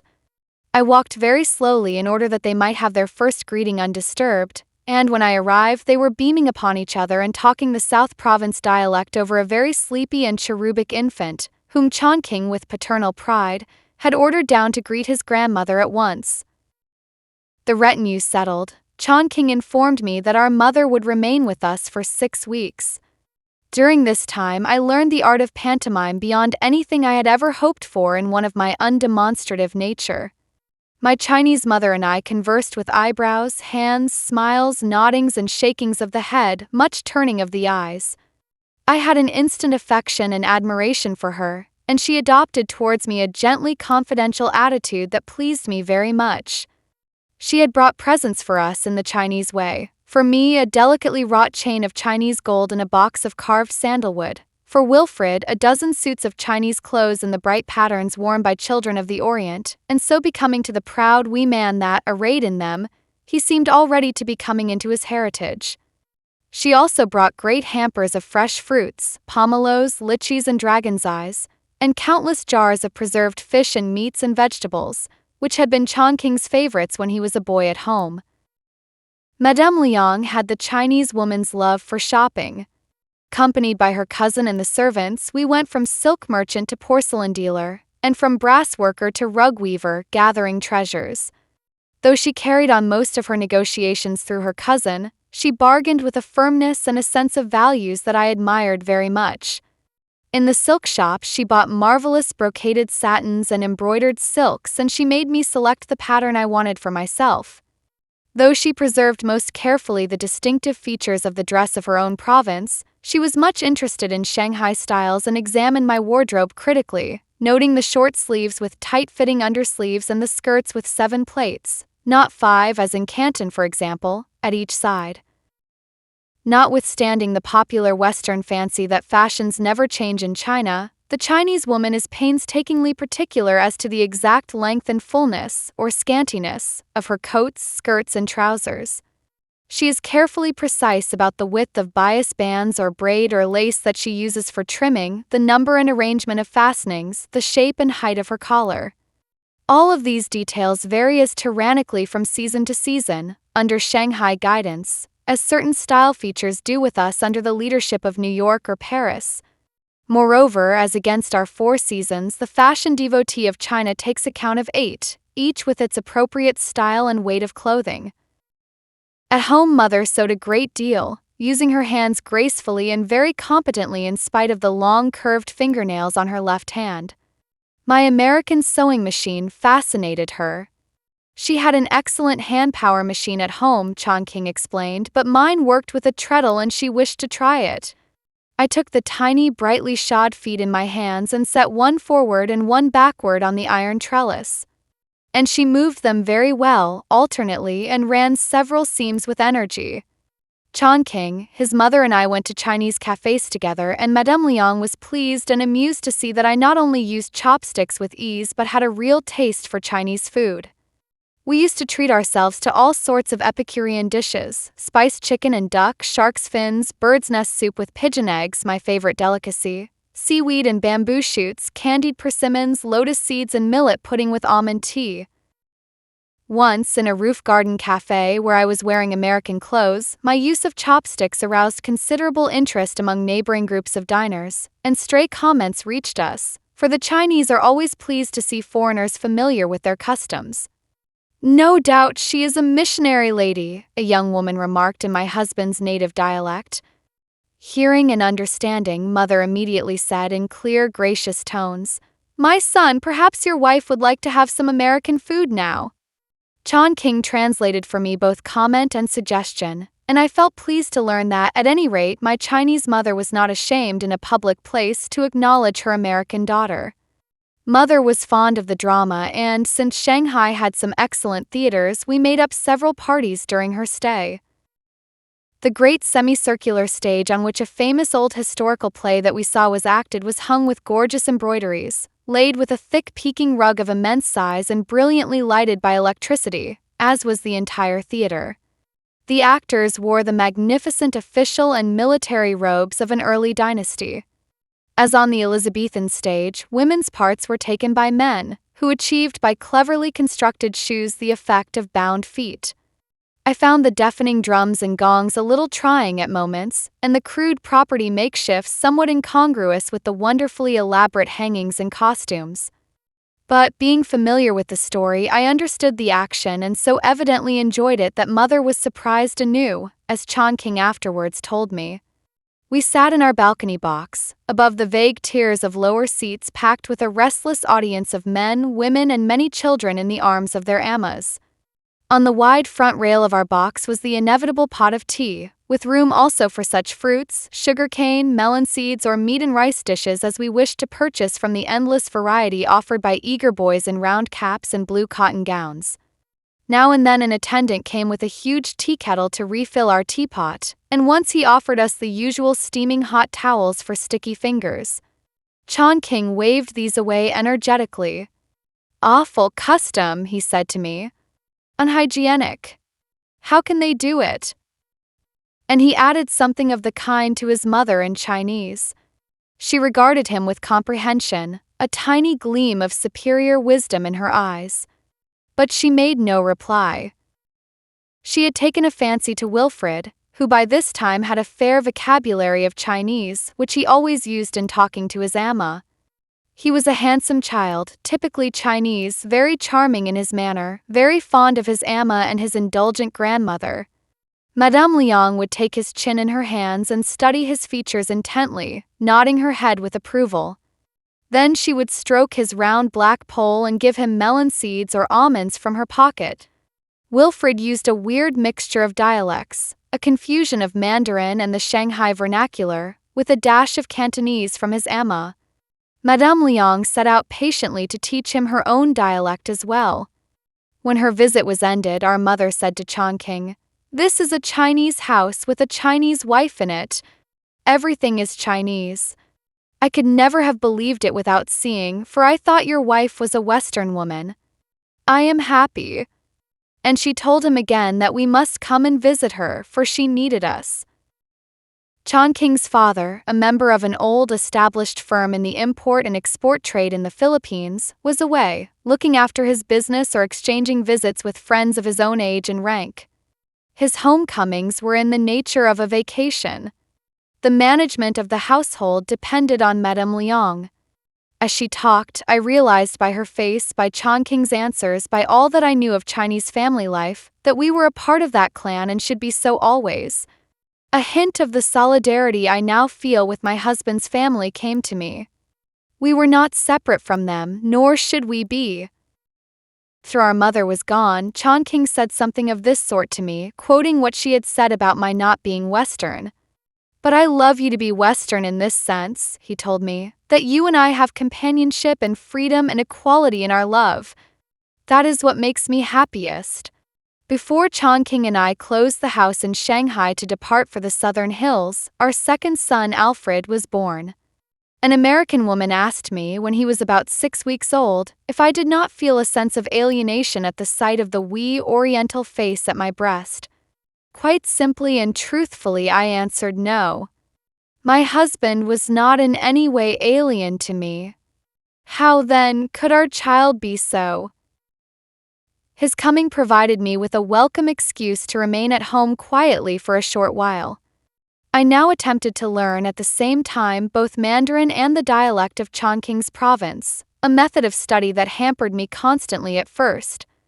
But my husband was an encouraging teacher, and I began uncertainly to use my new knowledge, trying it mostly on my young son Wilfred, who was the real linguist of the family. He took my Chinese very seriously. I cannot say so much for Chan-King, who was greatly amused at my inflection.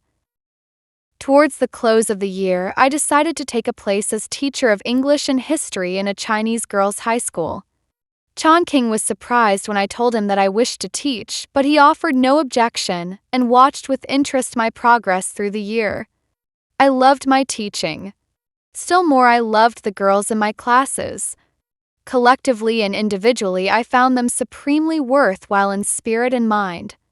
I cannot say how lovely the young womanhood of China seemed to me. I began to yearn for a daughter, and when, towards the close of the second term, I found that I might perhaps have my heart's desire, I realized that my husband shared it. In the early autumn, our mother wrote and asked us to come south for the cold season. She also expressed the hope that the coming grandchild might be born in her own province. Chan-King had been encouragingly strong for over a year, but he had always found the northern winters hard. we decided that the time had come to fulfill our promise of visiting the ancestral home. Chan-King secured 6 months' leave of absence. Within 10 days we had closed our affairs temporarily, dismissed the servants with the exception of the Amma and the faithful Ching, got our boxes together and bidden our friends farewell. The leaves were falling in the avenue, the plants were shriveled at the edges in the sun porch, the winds blew ominously shrill under the eaves. Chan-King grew pale and began to cough again. Out of the teeth of the terrible Shanghai winter we fled into the hospitable softness of the south. By a large steamship we started out on what was ordinarily a brief journey. But by those wartime schedules, changes and delays were the invariable rule. After 3 unforeseen changes and as many delays, we reached a port just over the line in my husband's province. There we stopped, intending to go on 3 days later by the little battered tramp steamer that puffed noisily at the dock, putting off dried fruits and dyes, taking on rice and cloth and sandalwood. But we did not go on as it happened. Instead, a tiny, smiling, competent woman physician, wearing the southern costume and possessed of a curious fund of practical wisdom in medical matters, attended me in her native hospital at the birth of our daughter Alicia. On a vaguely gray, gently stimulating winter morning 10 days later, our bouncing little ship, for I had cajoled Chan-King into allowing me to travel, stood to out from port and sampans came to meet us. Like giant fish, bobbing and dipping and swaying upon the waves, these sampans with their great eyes painted on each side of the prow and their curious upcurved sterns, came towards us in a galley fleet, rowed by lean, over-muscled men in faded blue cotton garments. I was very gay and much exhilarated by the soft sunshine that broke through the mist as I climbed down with Chan-King's help into one of these boats. The harbor was busy with small craft, flat-bottomed gigs or baggage boats besides the junks, whose square brown sails swung creaking in the wind. 2 Chinese men of war rose over us, their vast, bulky sides painted battleship gray. Out and beyond, an island not more than a mile long turned its irregular profile towards us, a long mass of huge gray boulders jutting abruptly from a sparkling sea. As we were being rowed into the mainland, we were near enough to the island to see quite plainly the tile-roofed houses surrounded by arched verandas, repeated again and again in long, undulating lines that gave a pleasantly lacy effect. The island was shaded with trees in winter foliage, not the brilliant green of summer but the sage green and pale tan of November. Through this intermittent curtain the walls of the houses shone in dull blue and coral pink and clear gray. Jagged cacti shot up among the bulbous rocks, and everywhere the scarlet poinsettia set the hills aglow with patches of brilliant color. I loved this island instantly. I said to Chan-King, "This is our island of the blessed, where we shall live when we are old." At the jetty, Ching went up to hail sedan chair bearers, and soon I was borne rapidly along a few yards ahead of my husband's chair. I was filled with a delicious elation at being in Chan-King's province, so near to the very village that he knew as a little boy. With enormous curiosity, I peeped through the curtain flaps, which were transparent from within. We were passing through the town that lay along the water's edge, a bright, open little place where the small houses with curved tiled roofs hugged the ground. We went through the crooked streets, which were really nothing more than broad paths, at a steady pace. We left the ragged edges of the town and began to ascend the hills. I raised my curtains a trifle and ventured to look out freely. Emotions surged up in me. I wished to cry for joy in this homecoming, for it was our real homecoming together, and I felt a secret share in all the life my husband had known here. The narrow, twisting path we wound toward the hills, which were covered with a smoky amber mist. Scattered closely along the upward road, apart from the dwellings, were small terraces enclosing plots of cultivated ground, filled with growing things. Wherever the folk could find a lush, flat place on the stony hills, robbed by deforestation of all but grass, they had planted their vegetables. These little patches of color, coaxed by thrifty gardeners out of the soil washed into the hill pockets, added a festive, humorous note to the winter landscape, otherwise so brown and sere. I thought frivolously of a solemn giant wearing his party nosegays. The hills billowed away immensely, until they were silhouettes against the dull orange and ashy purple of the morning sun struggling through the clouds. Solid, steeply curved, narrow bridges of stone made us a path over the frequent streams that rushed downward to the valley. Here we came full upon the ancestral village of my husband's family. It lay, compact and many-roofed, upon the side of a hill, as intricately woven and inevitable-looking as a colony of birds' nests, as naturally a part of the earth as though it had sprung from planted seeds. Rows of walls ran along the main thoroughfare. There were few people astir yet, and the doors were closed in all the low-eaved plaster and stone houses. Our chairs were set down before a tall, hooded gate in a wall of stone gray. Ting knocked. The gates were opened, and servants came hurrying out, accompanied by 3 leaping black chow dogs, which barked in frantic challenge till Chan-King spoke to them and changed their menace into joyous welcome.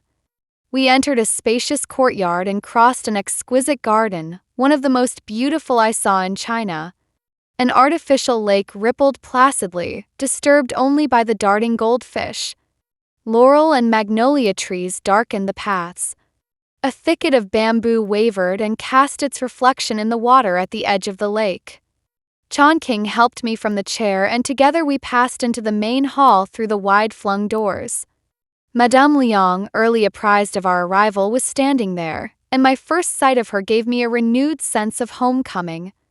I was dimly aware of a large hall, at the back of which stood a high altar, with wreaths of sweet-smelling smoke rising in straight columns before lettered tablets and brilliant images under glass cases. The glitter of golden and scarlet embroideries against the wall splintered the dimness with rays of light like sunshine through a prism. Heavily carved blackwood chairs with tea tables and also marble-topped stools with gay, brocaded cushions were ranged about the room. We passed through this main hall into the apartment of Madame Liang, where I was given a chair, and I sat down, suddenly remembering that I was very tired. Other members of the family, distant relatives and first cousins and guests, all women, came in and I was presented to them. Madame Springtime, wife of the second son, did first honors for the family. She was so very youthful, only 17, and so wistfully otherworldly that among those mature housewives, clever and practical managers of their households and husbands' estates, she seemed like a branch of peach bloom. In festal garb of jade green and lavender, embroidered shoes on her tiny feet and an embroidered headdress crowning her shining black hair and framing the oval of her shy, smiling face with its slow black eyes, she came bearing a lacquered tray and presenting to each of us sweet tea, in cups of finest porcelain with standards and covers of silver and with tiny silver spoons having flower-shaped bowls.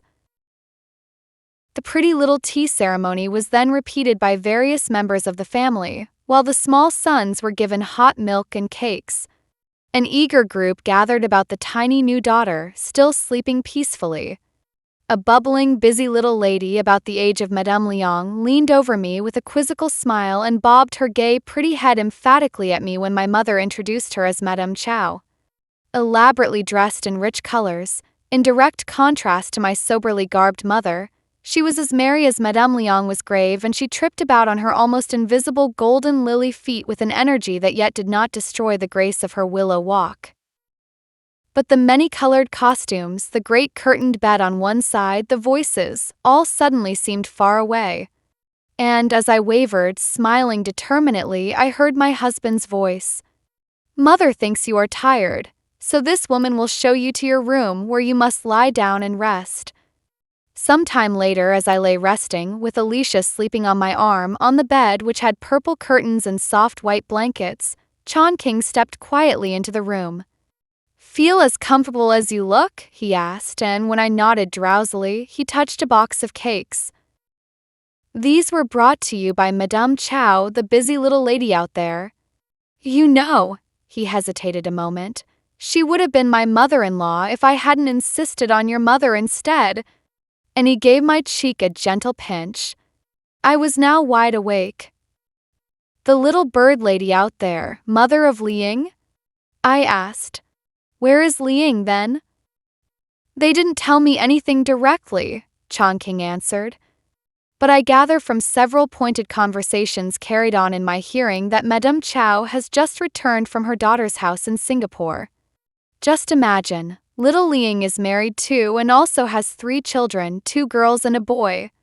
I think, said my Chinese husband with charming complacence, putting a hand over mine and stooping to kiss Alicia's pink sleeping face, our arrangement is much better. Sons should be older, then daughters are properly appreciated. At noon, after an hour's quiet sleep, I was again aroused by Chan-King, who stood beside a maidservant with a tray. I sat up. I expected to be out for luncheon, I said, preparing to rise. Chan-King looked perturbed. Stay where you are, he warned.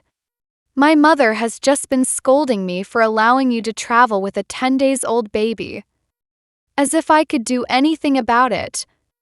I told her, blaming it all on Eve in the most approved Christian fashion. She admires your spirit but thinks that, for your health's sake, you should rest 2 weeks longer at least. I lay down meekly. Very well, I said. Obedience is my watchword. And for the prescribed time I lay in my pretty room, all my senses deeply responsive to the life going on in a Chinese household.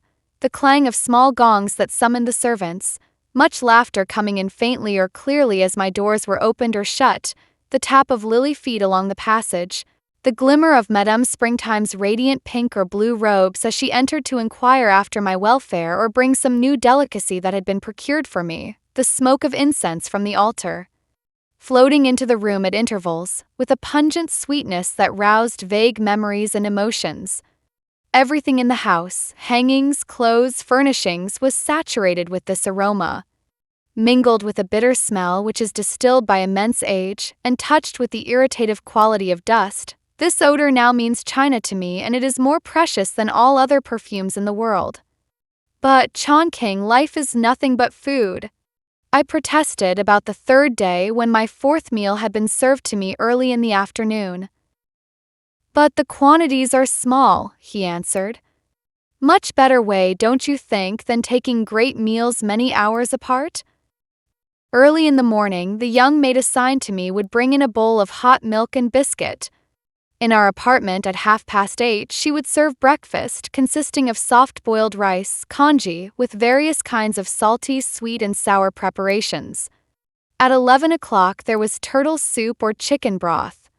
At noon came tiffin, which consisted of substantial meat and vegetable dishes, fish and soup, and dry-boiled rice. Our mid-afternoon refreshment was noodles of wheat or bean flour, or perhaps a variety of fancy cakes. Tea, kept hot by a basket cozy, was always on hand in every room. 7 the family dined, and after the 2 weeks were up, I joined them, sitting at the first table with mother and my husband. Dinner was an elaborate meal in courses with rice at the close. Bedtime came hot milk again, or sweet congee, or perhaps tea brewed from lotus seed or almonds. I was continually nibbling. I thought Chinese food delicious, particularly in my husband's province, noted for its delicious crunchy fried things. But Chan-King had yearnings for American dishes. I gave the head cook minute instructions for preparing fricasseed chicken, fresh salads, beefsteak with Spanish sauce, even American hotcakes, and he enjoyed the American canned goods with butter, cheese, jams, and bread, which were brought in frequently from the port. An episode that caused much merriment was Chan-King's initiation of his family into the mystery and history of chop suey. The rich joke of that made-in-America Chinese dish is penetrating to every household where the returned student is found. In Shanghai, we had heard with amusement how the bewildered chef of the YMCA cafe had gone down to one of the great trans-Pacific liners lying in port to learn from the head cook on board just what this chop suey, which all his returned student patrons were demanding, might be. Now, with memories of old college club activities prompting us, and with a skillful cook to carry out our directions, Chan-King and I introduced into the ancestral home that most misunderstood dish in all the world. The family agreed that, though vaguely familiar, it was unlike anything they had ever tried before, and they decided without dissenting vote that it was superior to fricasseed chicken, Spanish steak, or hot cakes. This time, my husband's brother Ling King came home for a brief stay. I decided from photographs that he resembled his father, who was still away. Ling King and Madame Springtime seemed well suited to each other and happy, although the marriage had been arranged by their families and they had never seen each other before the ceremony. I decided that the old custom had much merit after all for other people, and said so to my husband, adding, "When our children are grown, we must have them all marry Chinese." Chan-King looked at me long in silence and then, sighing humorously, he asked, "What of their father's example, my dear?" Since my Chinese was still bookish and unpracticed in the all-important matters of tone and local idiom, I could not converse with the family, and at the dinner table and in my mother's apartment I was as silent and meek and pleasant of manner as Madame Springtime herself. Madame Springtime served formal tea to our many guests in absolute silence, with a sweet fixed smile at the corners of her red mouth. I watched her with consuming interest, for she was acting as first daughter-in-law in my stead. The machinery of life ran with the smoothness of long habit and complete discipline. The meals were served, the apartments kept in exquisite order, and the children cared for by a corps of servants trained in minutiae by an exacting mistress, who knew precisely what she wanted. Our days were left free for the practice of small courtesies, the exchange of pretty attentions, and the care of the ancestral altar. From the ceremonies that took place before this altar at various times, my husband kept himself, his wife and children sedulously aloof. It was neither asked nor expected that he would do otherwise, just as our attendance at the little mission church was accepted without question.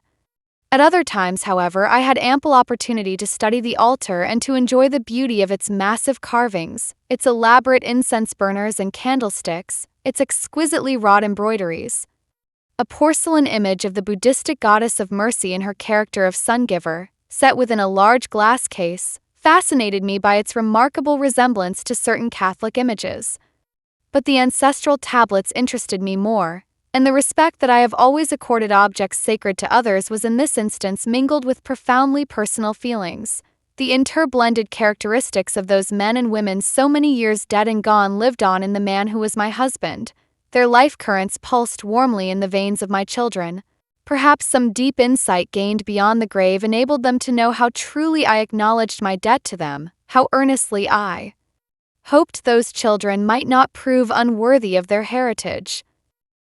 With the help of Chan-King's coaching and my personal observations, I soon learned the gracious routine of the house. At 10 o'clock every morning I presented myself at the door of Madame Liang's apartment and sat with her for several hours, often over tiffin, even till tea time if she signified a desire for my company. If the weather was fair, we would walk in the garden, she leaning lightly on my arm, her cane tapping on the flagstones. Times also tea was served here, with the small children joining us for hot milk and sweet cakes. I was several days in getting the members of the household identified in their proper relations, for there were 30 persons gathered in that big, low-roofed, rambling compound behind the high enveloping wall. They were nearly all women, and 2/3 of them servants. The quiet, soft-mannered woman relatives spent nearly all of their time in their own apartments. Madame Liang's powerful personality, silent and compelling, paled the colors of nearly all the temperaments around her. Her friend, Madame Chow, was immensely comforting to her, for she could not be persuaded to take anything very seriously. Madame Liang laughed with her more than with anyone else. While they busily embroidered, they gossiped, and I listened to their musical speech with its soft southern accents and chiming, many-toned cadences. I used to think, as I sat in a deep-cushioned chair nursing the small Alicia, with a pot of tea at my elbow, that Madame Liang, in her gorgeous, heavily carved black and orange bed, enclosed on 3 sides by panels of painted silk and draped over the front with silk curtains held back by tasseled brocaded bands, was a link in the chain of everlasting things. She had come into the house exactly as new women had done century after century, and she had lived out her life unquestioningly according to their precepts and example. There was a monumental, timeless dignity about her as she sewed and talked of simple matters. In her presence I felt young and facile and terribly unanchored. I talked these things over with Chan-King in the dark of the night, when all the household was silent. He was interested in my reactions, knowing they were the outcome of a profound personal love for his family and sympathy with everybody in it. Spiritually, Chan-King also was in sympathy with his family. Practically, Well, as I have said, there were moments when he longed for American food, and his first deed in the house was to order the bed curtains removed from our apartment. They were removed, and nothing was said. A wonderful spirit of courtesy and toleration prevailed in the family life, with a complete absence of that crisscross of personal criticism that our Western freedom of speech permits. Not that there were not undercurrents, intimate antagonisms here and there, personal sacrifices and sorrows. But they were not recognized, for in Chinese life individual claims are eternally relinquished in the interest of clan peace and well-being. There was one authority, and it was vested in Madame Liang. Such a system makes for harmony and preserves the institution of the family, on which all China is founded. Making no conscious effort, I myself yet became so imbued with this spirit that, when the government summons came for Chan-King to report in Peking early in the new year, I choked down my anguish and said, "How splendid for us all, Chan-King! When are you going?" We were in the last week of the old year, and at Madame Liang's earnest entreaty my husband delayed his departure, as the summons permitted, that, in the midst of his family, he might celebrate the most delightful of all holidays. Delicious cooking odors now drifted about everywhere, new clothes for everyone were made ready, and faces took on a shining happiness.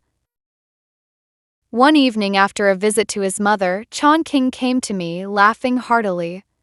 "Mother reminds me," he said, "that for 3 days it is customary for the maids, when sweeping the floor, to pile the dust carefully in a corner instead of throwing it out, lest the family good fortune should be thrown out with it.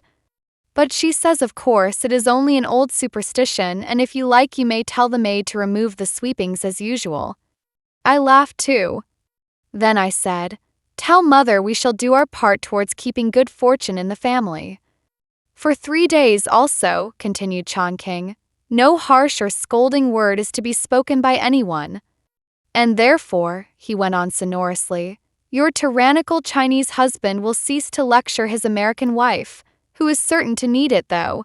I looked into his eyes, bright with irrepressible gaiety, and suddenly I kissed them shut, my own eyes misty. "Oh, my dearest," I whispered, "you are just a little boy at home again in spite of the silver threads." And I smoothed the black locks, already sprinkled with gray. "Chan, I love the Chinese New Year," I said. Even now I see it all again. My husband was wearing a long, dignified gown of dark green satin, unfigured as is customary for officials, dark green trousers, short brown jacket lined with soft fur, black satin cap and black boots. Wilfred was quite a young gentleman in long gown of blue-green silk, braid-trimmed jacket of dark green, blue trousers and red tufted cap. Chubby Alfred was dressed in lavender jacket, scarlet trousers, a tiger face apron of red, white and black, embroidered shoes and a gay little knitted cap. Alicia, whom the whole family loved best in her frilled white American dresses, added now a pink silk jacket and an adorable little pink and black cap, which gave an oriental grace to her features. I wore my latest Shanghai creation, in pale lilac and black figured satin. Guests came and went incessantly, and we made our calls in the village. The air was filled with odors of spice, molasses, roasted meats, seed cakes, and millet candy, and with sounds of firecrackers, gongs, and happy voices. But it was over at last. The time for my husband's departure had come. With silent expertness, Ah Ching set about packing. In 3 days Chan-King was ready to go. He was coaching me in the household phrases I should need most and making myself understood without his help. Madame Liang decided that, during my husband's absence, I should assume my position as first daughter-in-law. I had no apprehension in regard to the minute, exacting duties that would devolve upon me as a right-hand companion to my husband's mother, for I loved her, but I was not sure of my tact or my deftness, and I felt strung up painfully at the thought of my immediate future. After the hourly companionship of months, parting from Chan-King was very terrible indeed. He was in and out of our apartment, moving about the house with restless energy, arranging final details. At last he came and stood beside me. "Say goodbye now, dearest," he whispered. "Afterwards, out there, we shall have no opportunity." He drew me close and we kissed with deep feeling, the tears in my eyes refusing to be suppressed any longer. "Don't cry," he begged with unaccustomed emotion. "Don't cry or I can't leave you." Then he held my face up and dried my tears with his handkerchief and said solemnly, "Smile at me." And I smiled.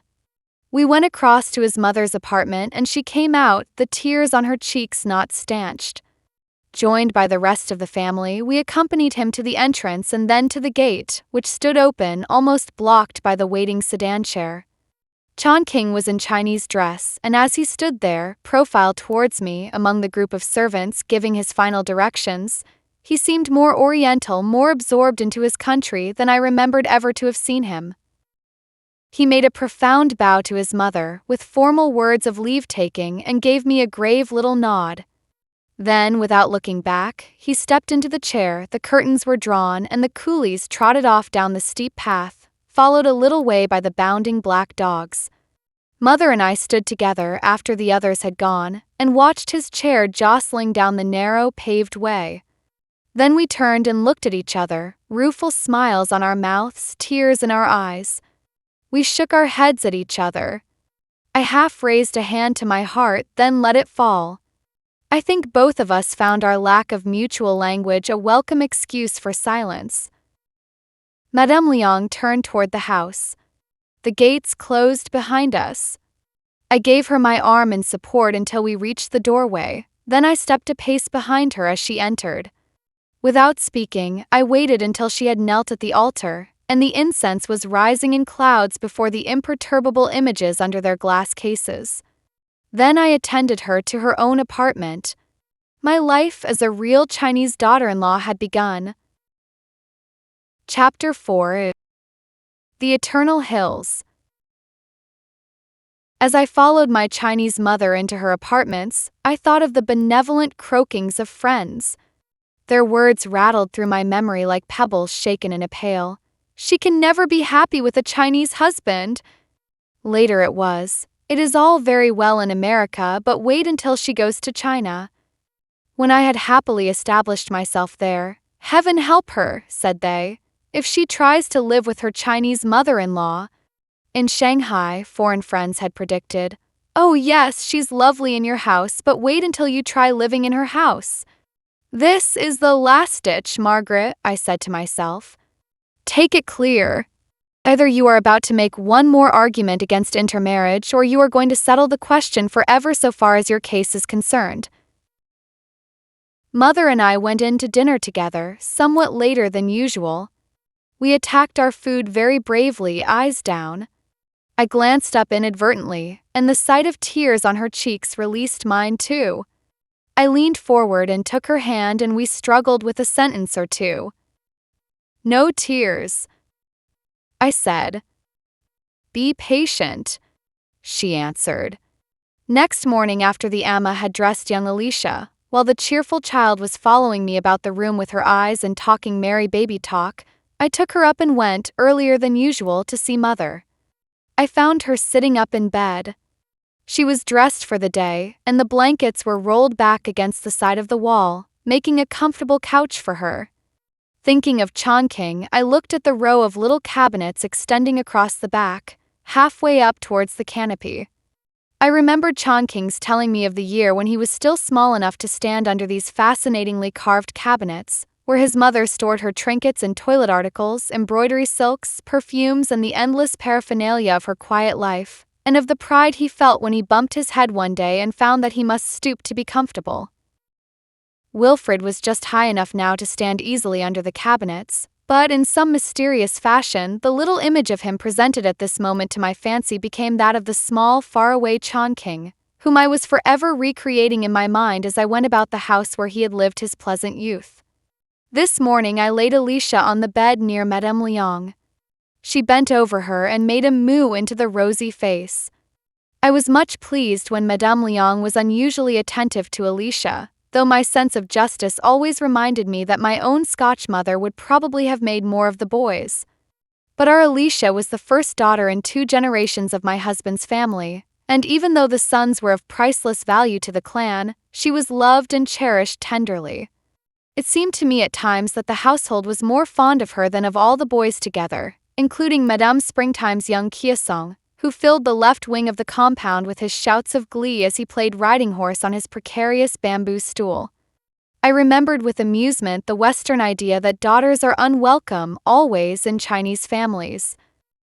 While Madame Liang patted the baby, talking to her coaxingly, I asked what she wished me to do. She indicated on her dressing table a box of stereoscopic views, which I brought to her. They formed a complete story, but had become very much confused.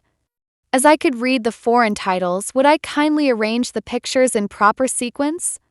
The ease and speed with which I accomplished this task won her instant approbation. This was merely one of the numberless small things I did for her thereafter. In my new estate, I was in attendance on my mother during many hours of the day.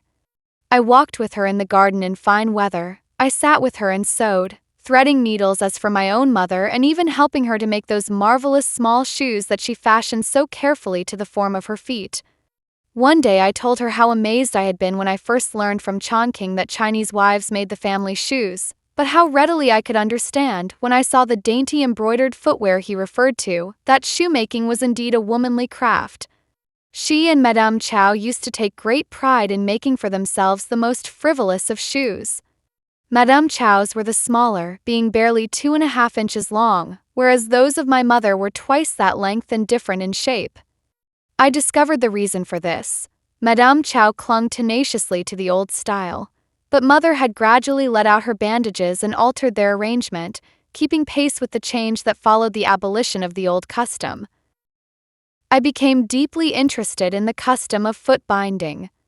In Shanghai, all the pupils of my school and, with certain notable exceptions, the women of my social world had natural feet, and the majority of them wore American pumps and Oxfords or English boots. Bound feet, though I saw them frequently in public, seemed very remote. But now, save the girls of 12 and under, who had profited by the new order of things, the women among whom I lived all had bound feet. It may be worth noting, when one remembers how America, with its own great unwashed, jokes at the expense of the Chinese of whatever rank or station, that, in accordance with the fastidious cleanliness of upper-class Chinese, the bound feet were exquisitely cared for, and the narrow, white, specially woven bandages were changed every 2 or 3 days. As I watched the daintily shod women of my mother's household, I realized that never before had I appreciated, in reading the literature of my adopted country, the aptness of comparing the walk of a woman with bound feet to the grace of bamboo swaying in the breeze. Never had I suspected the charm attached to twinkling flashes of embroidery beneath a paneled, many-plaited skirt. My own number 4 feet assumed alarming proportions. I grew positively ashamed of them. One day, as mother and I sat together in armchairs with a blackwood tea table between us, I placed my feet in line with hers and said, sighing, "Ah, they look very bad indeed." She waved a deprecating hand. "Never mind," she said with courtesy and truth. "They may not look so well, but they certainly walk better."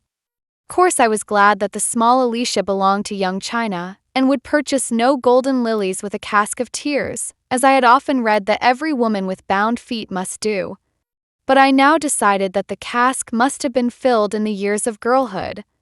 For the women about me seemed to suffer no pain, only an occasional numbness, relieved by brisk massage from knee to ankle under the hands of a maid.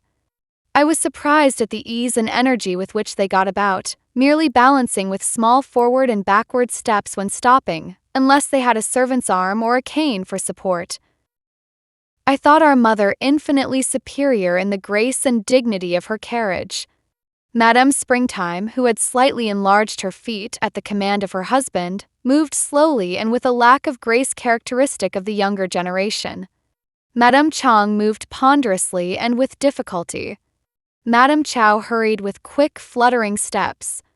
On occasion she would even run races with Alfred, our merry second son, now 2.5 years old.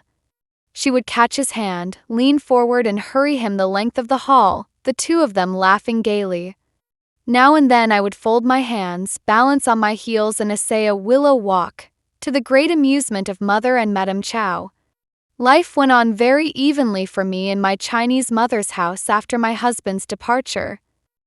His father had not come home for his semi-annual visit, and the second son was away again.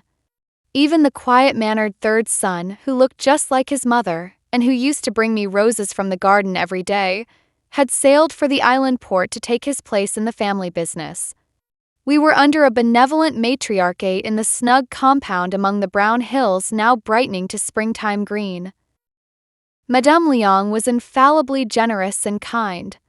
I never heard her speak sharply except occasionally to servants who had by their carelessness caused something to go amiss, impeding the smooth progress of daily family life. I used to watch her with interest as she directed the household affairs from the throne of her great bed. She rarely gave her orders at first hand, but would summon a relative or an upper servant, who would receive and pass them down to those for whom they were intended. This imparted to her orders an empress-like finality and importance. The servants gave her complete allegiance. She took great pride in conducting me through the complicated structure where generations of Liangs had lived and died. Extending back from the main establishment was a series of smaller ones like it, each with its own courtyard, its main hall containing the family altar, its private chambers opening on each side. Similar chains of homes within a home extended east and west, at right angles to this central chain.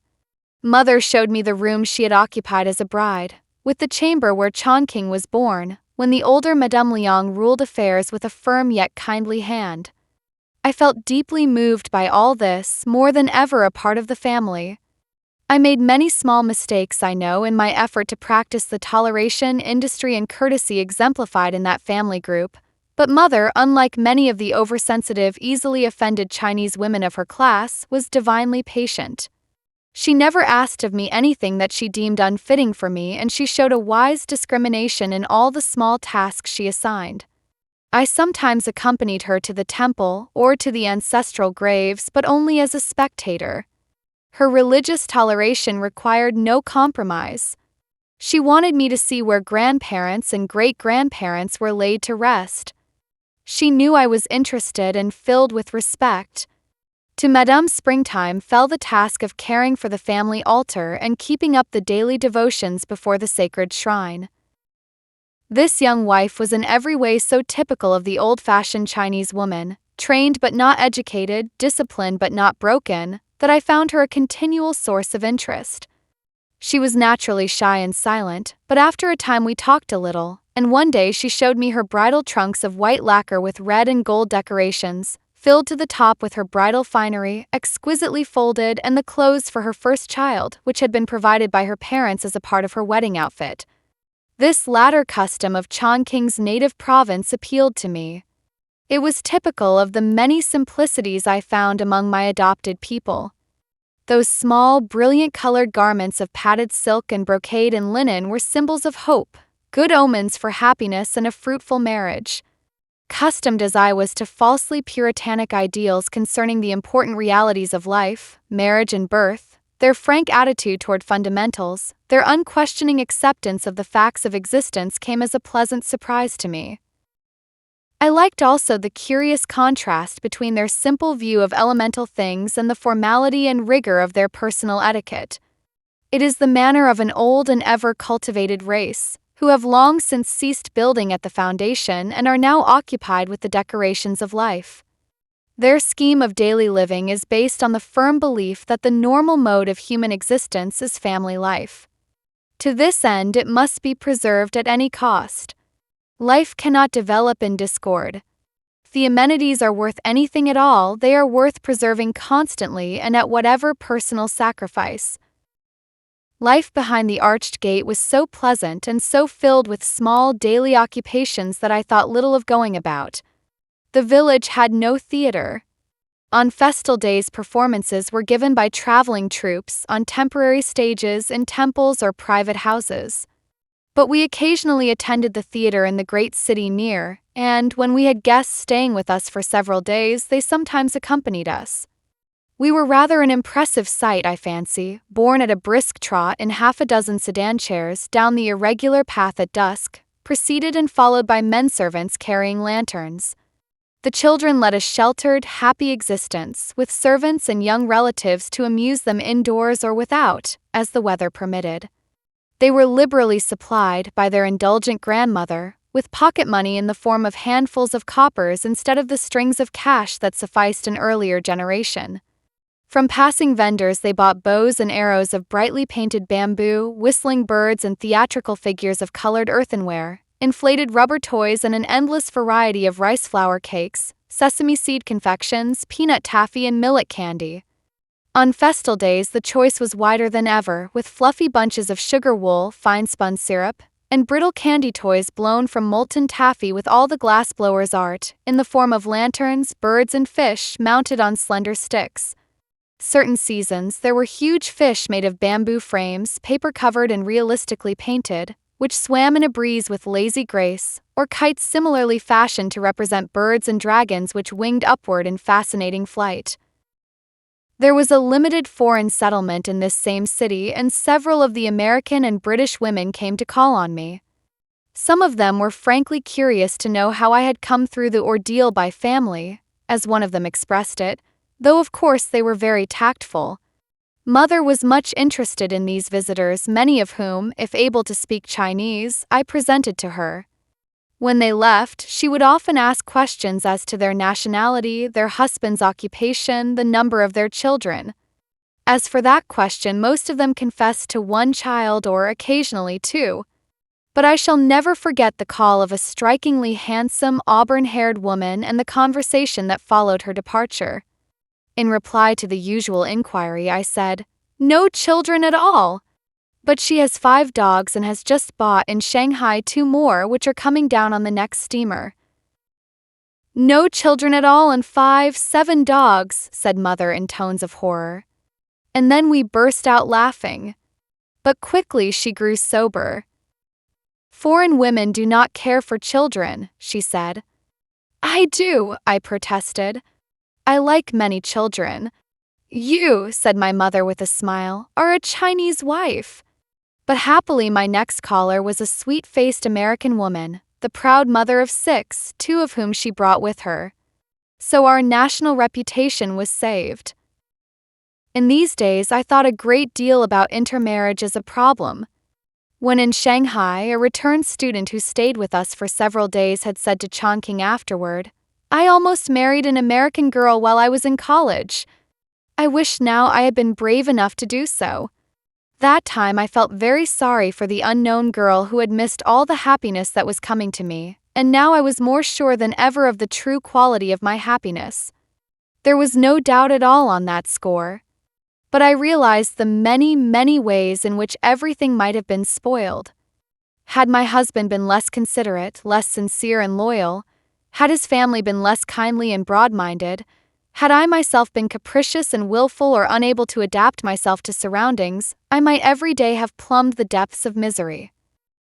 I decided that no rules could be made about intermarriage. It was an individual problem, as indeed all marriage must be. So, when a young girl from home wrote to me for advice, believing herself in love with a Chinese classmate, and concluded, "You, Mrs. Liang, must settle the question for me," I answered, as I should not have done a year earlier. "That is a question that you two alone are competent to settle. No one can advise you safely, for a mistake either way may result in lifelong unhappiness. But I might venture to suggest that love strong enough to stand the test of intermarriage does not seek advice. It is sure of itself. In a household where only my eldest son and I spoke English, my lingual struggles were unexpectedly mild. Chan-King had left me a list of everyday phrases, and my ear grew very keen in my constant efforts to understand the rapid speech going on around me all day long. In a short while I could understand virtually everything said to me. During the long conversations that Mother and I had in the quiet of the evening, we talked much of Chan-King, and she displayed treasured relics of his boyhood: a small jacket of deep red velvet, a worn cap, a silver toy, and the identical schoolbook in which he began the study of English. I loved them all, loved her the more for cherishing them, and was made supremely happy by being given a photograph of Chan-King at an earlier age than any he possessed. She was very much interested in all our photographs too. She was vastly amused at Chan-King arrayed for college theatricals, and when I brought out pictures of myself at all ages of my parents and grandparents, she traced family resemblances with unerring perception. Sometimes we looked at magazines that Chan-King sent us from the capital or talked of various foreign customs. I soon found it very easy to talk with her, and with her help I learned also to read and write simple Chinese characters, for a very liberal-minded father had given her educational advantages enjoyed by few girls of her generation. When the hands of her small ebony clock pointed to 12, she would touch my hand gently and say, "Time for you to sleep." "But first I must write to Chan-King," I would answer. She would shake her finger at me with kindly caution. "It is too late," she would answer. "You must sleep." I would hold out firmly on this point. "But, my mother, if I do not write to Chan-King, I cannot sleep." She would assent then, and next day I would carry the pages to show her, for my letters to Chan-King and his voluminous responses were a source of much amusement to her. I translated these letters to her as faithfully as my limited Chinese would allow, and in my letters always added messages dictated by her. I was learning the Romanized method of writing Chinese, which for our dialect has been remarkably developed and standardized. Mother was much interested when I showed her how to write familiar words with foreign letters, and Chan-King always answered these messages in kind, though his mother and he carried on a regular correspondence in the Chinese characters. "Those children write long letters to each other, 15 and 20 pages at a time," she often told her friends with manifest delight. Beyond this personal companionship with my mother, which I enjoyed very much, there was no restraint put upon me in any way. I was free to walk out alone, to return calls, and to shop in the city. My own sense of fitness prompted me always to present myself at the door of my mother's apartment before I left the house, to explain to her the nature of my errand and to ask for her approval.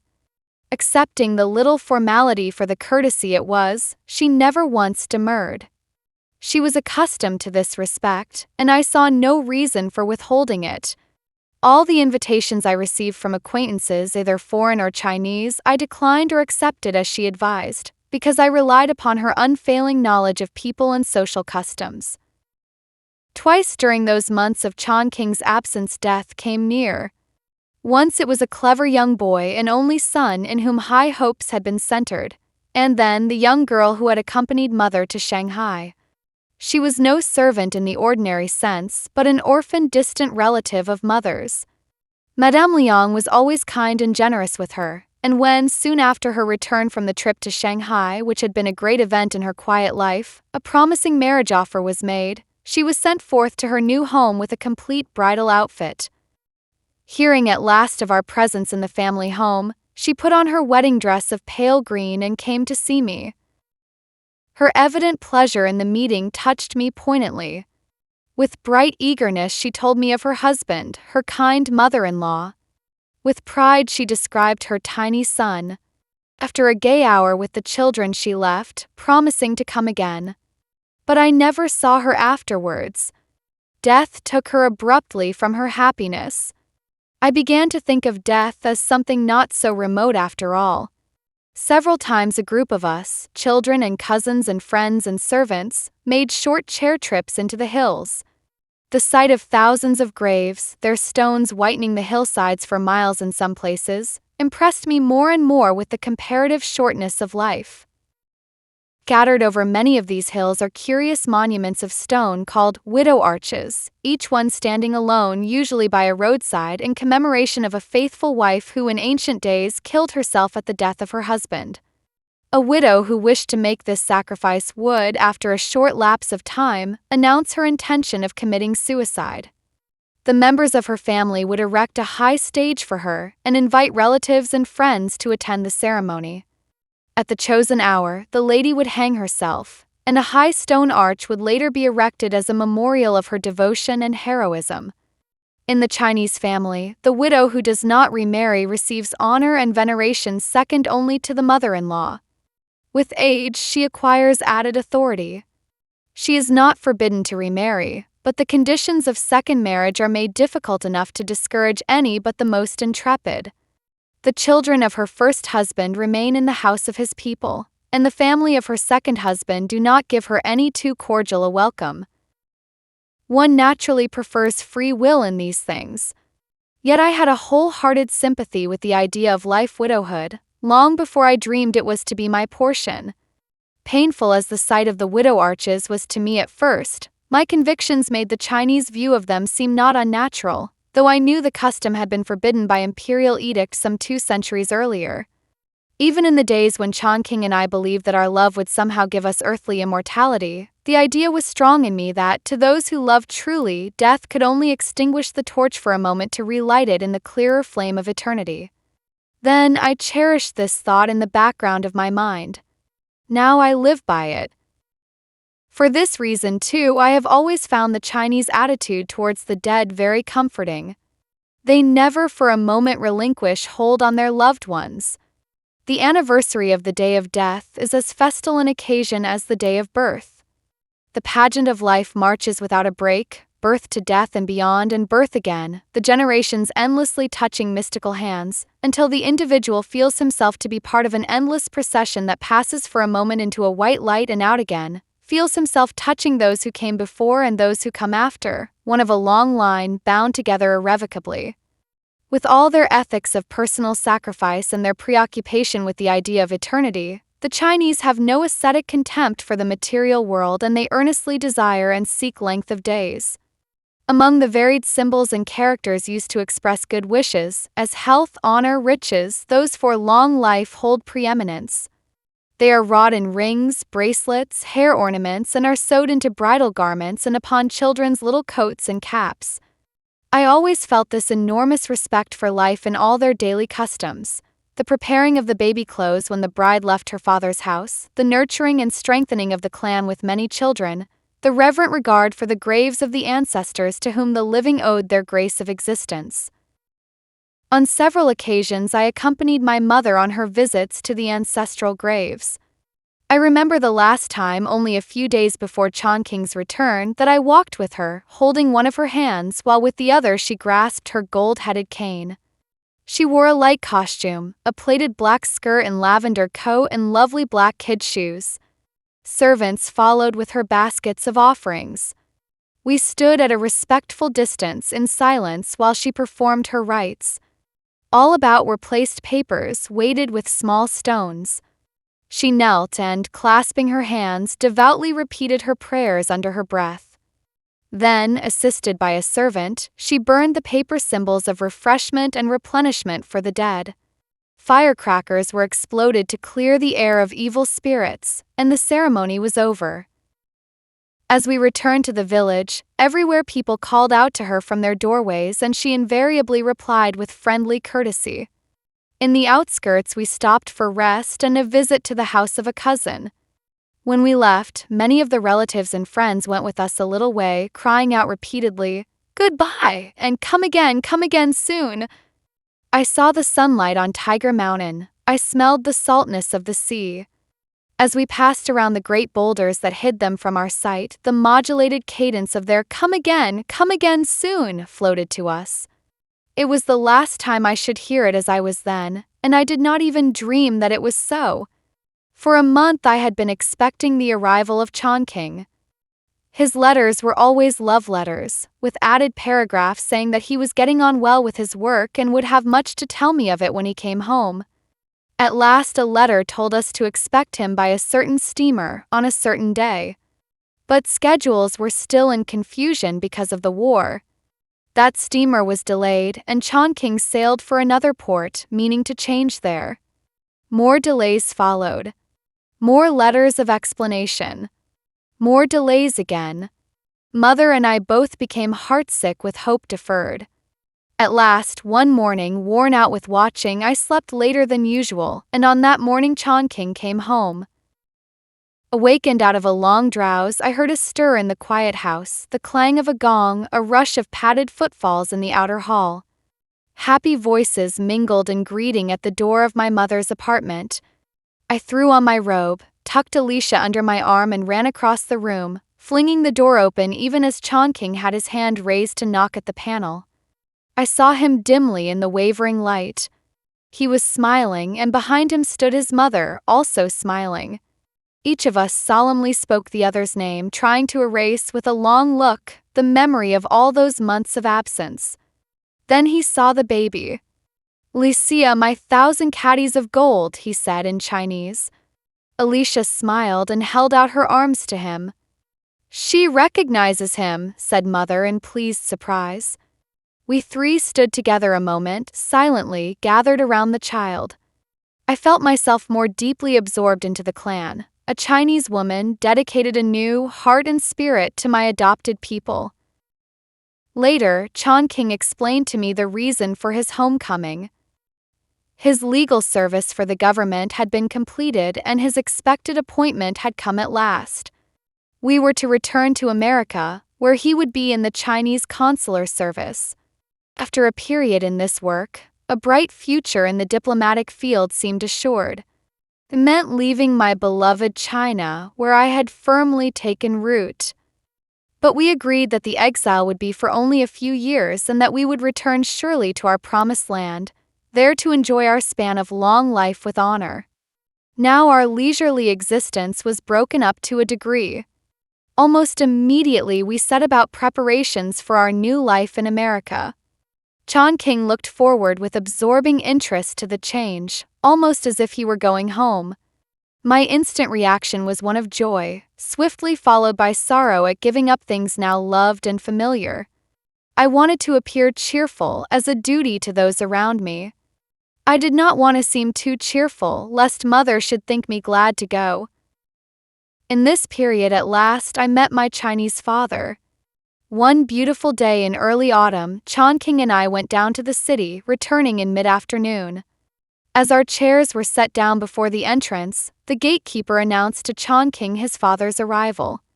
I was filled with swift apprehension. Again chance had decided my costume. I was wearing not the conservative Chinese garb in which I had met my mother, but a frilly American dress of blue and white summer silk, a white lace hat with black velvet and pink rosebuds and white kid shoes. Chan-King had on white flannels and a Panama hat. The latter he handed to a servant, as also his cane. As we entered the main room together, a figure rose from beside Mother to receive us. I saw an elderly man of medium height, with grim, smooth-shaven face and gray hair. He was wearing a long gown of deep blue silk, with a black outer jacket and the usual round cap of black satin. My husband first greeted him and then presented me. While I stood uncertain, there was a courteous inclination of the gray head, the grimness of expression dissolved in a wonderfully winning smile, and surprisingly as Mother had done, my Chinese father extended his hand. I felt that he was interpreting me in the light of all she had told him, that his cordial handclasp and kindly words of welcome were his ratification of her judgment. Then, with a courtly gesture, he assigned me to his lately occupied chair beside Mother, while he and Chan-King took seats together opposite us. Mother smiled into my eyes with her happiest expression. I felt that Chan-King's background was complete. Long before, I had conceived of it as harsh and threatening, but I had now proved it to be wholly kind and protecting. At my recent fear of this last test, I wondered and smiled. Father was much gratified at finding his grandsons able to converse fluently in his native tongue. He would gather them all about him for an hour at a time, asking questions to test their practical knowledge or telling stories to amuse them. Alicia also delighted him. Simple Chinese commands, she would now clasp her hands or fold them and bow profoundly. Mother was very proud of her wee granddaughter and would often say, "She is just as Chan-King was at her age." And her husband would invariably assent with an indulgent smile.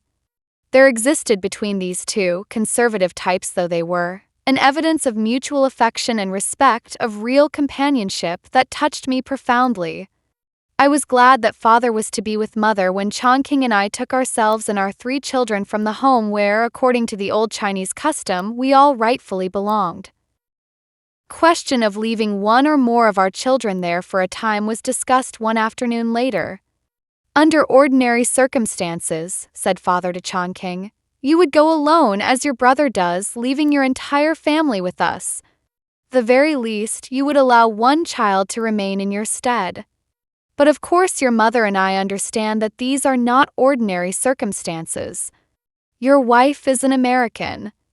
She has been considerate of our point of view in many ways, more than we expected, and in this matter we do not fail to consider hers, which is no doubt your own as well. We understand that according to the American view the children belong with their parents, always. We cannot, of course, deny your right to this manner of living. But we want you to feel that, if you can leave even one child with us, we shall be very happy. You understand what protection and care will be given it. For a moment there was silence. My heart was very full, and even had it been my place to speak, I should have been unable to do so. Mentally, I pictured Mother's loneliness at losing so many of her children. Vainly, I tried to imagine our home in America with even one small face missing. I watched my husband, noted the tiny traces of conflict in his face, impassive perhaps to the casual glance. At last he spoke. "Father, Mother," he began earnestly, "we do indeed appreciate your great kindness and generosity. You will understand that, just as you understand most truly our situation. We know that here with you our children would have many advantages that we, perhaps, cannot give them. But which one could we leave to enjoy those advantages? Not Wilfred, for he is our eldest son on whom we place great dependence. And Alfred, of us all he seems least fitted for the southern climate. The summer heat has left him a little pale and listless. He needs the sea voyage. As for Alicia, she is the baby and our only daughter. Do not think us unmindful of all you have done. But I fear we should not know how to make our home without our children." Through all, it was evidently not unexpected. They shook their heads a trifle ruefully at each other and then smiled. "Very well," Father assented. "But this you must promise, that at intervals whenever your work permits you will come back, all of you, and spend a year with us again. Do not let the children forget us nor their Chinese speech. In 4 years at most, all come back together." We promised readily, Mother and I repeating the phrase to each other. In 4 more years, all come back together. Our eyes were full of tears. That night I said to my husband, "We should have left one of them." But Chan-King was a clearer thinker just then, and knew the truth of this situation better than I did. "Which one?" he asked me significantly, in a tone that made me see the essential hollowness of my protest. On the Sunday before our ship sailed, Chan-King and I bade farewell to China.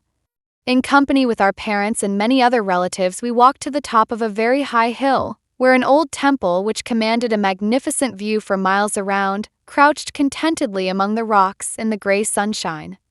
It was a temple of the 3 religions, with huge stone images of Confucius, Buddha, and Lao Tse grouped in its outer court.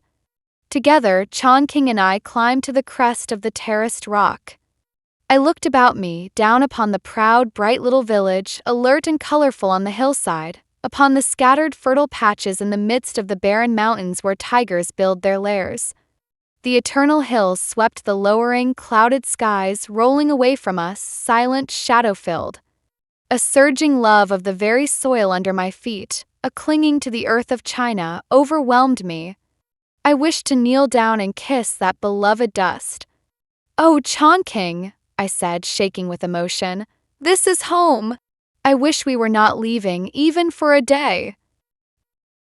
"We will come again soon," he said in Chinese, "and we will live here when we are old." That evening we sat together in the quiet garden. From Mother's apartments came the sound of her young nephew's voice as he chanted his Moro's lessons. We heard the subdued merriment of 2 little maids, teasing each other in the hall beyond. Along the outer path a sedan chair passed with rhythmic sway, the bamboo supports creaking a soft accompaniment to the pad-pad of the bearer's sandaled feet. From varying distances came the clang of a brass gong, shuddering on the stillness, the staccato sound of slender bamboo sticks shaken together in a cylindrical box, the measured beat of a small drum rattle, as the different street vendors announced their wares. Over the hills, now purple in twilight, the round moon swung leisurely into the violet sky. Strange breaths of incense were wafted about us. The sea breeze stirred the branches of a dragon's eye tree close by, where the ripening fruit balls tapped gently against each other like little swaying lanterns. For long moments we sat in silence with clasped hands. Out of that silence my husband spoke softly, words I had long yearned to hear. "Absence, Margaret, teaches many things. Once it showed you your own heart. This time it has taught me to believe with you in the immortality of love like ours. Physically, we may be separated at times, but mentally, spiritually, you and I are one for all eternity." The moon rose higher, golden, perfect, even as our love. A few days later, we sailed for America. The rest may be told in a few words, for after all, no words could adequately tell it. A week after our arrival in America, Chan-King was stricken with influenza. For several years he had been in the shadow of a slow illness, but with stout resistance and such buoyant recurring periods of good health that we had for a time almost forgotten that early and sinister threat. But those years of struggle were all thrown into the balance against him when the decisive hour came. For 6 days he died. Quietly, with terrible implacability, death closed over him. We feared a sudden end, it is true, but were still incredulous of such a calamity. We gave each other what assurance we could. Our ultimate farewells were simple renewals of faith, a firmer tightening of our hands for our walk in darkness. "Of all the world, you are my love," he said many times. "More than anyone else you have understood, you have been unfailing. You have been my wife." And almost as he spoke, my arms held no longer my living beloved, but only the clay where his spirit had been and would come no more. So, by the visible evidences, my history is finished. But it has begun anew for me, not as I wished, not as I hoped, but on a level that I can endure. For I have my children and my memories and my home in China, which waits with the gentle healing of sight and sound and place. And I have learned that in love, and only in love, we can wring spiritual victory out of this defeat of the body. Thanks for watching. Please like the video and subscribe to the channel for more excellent content.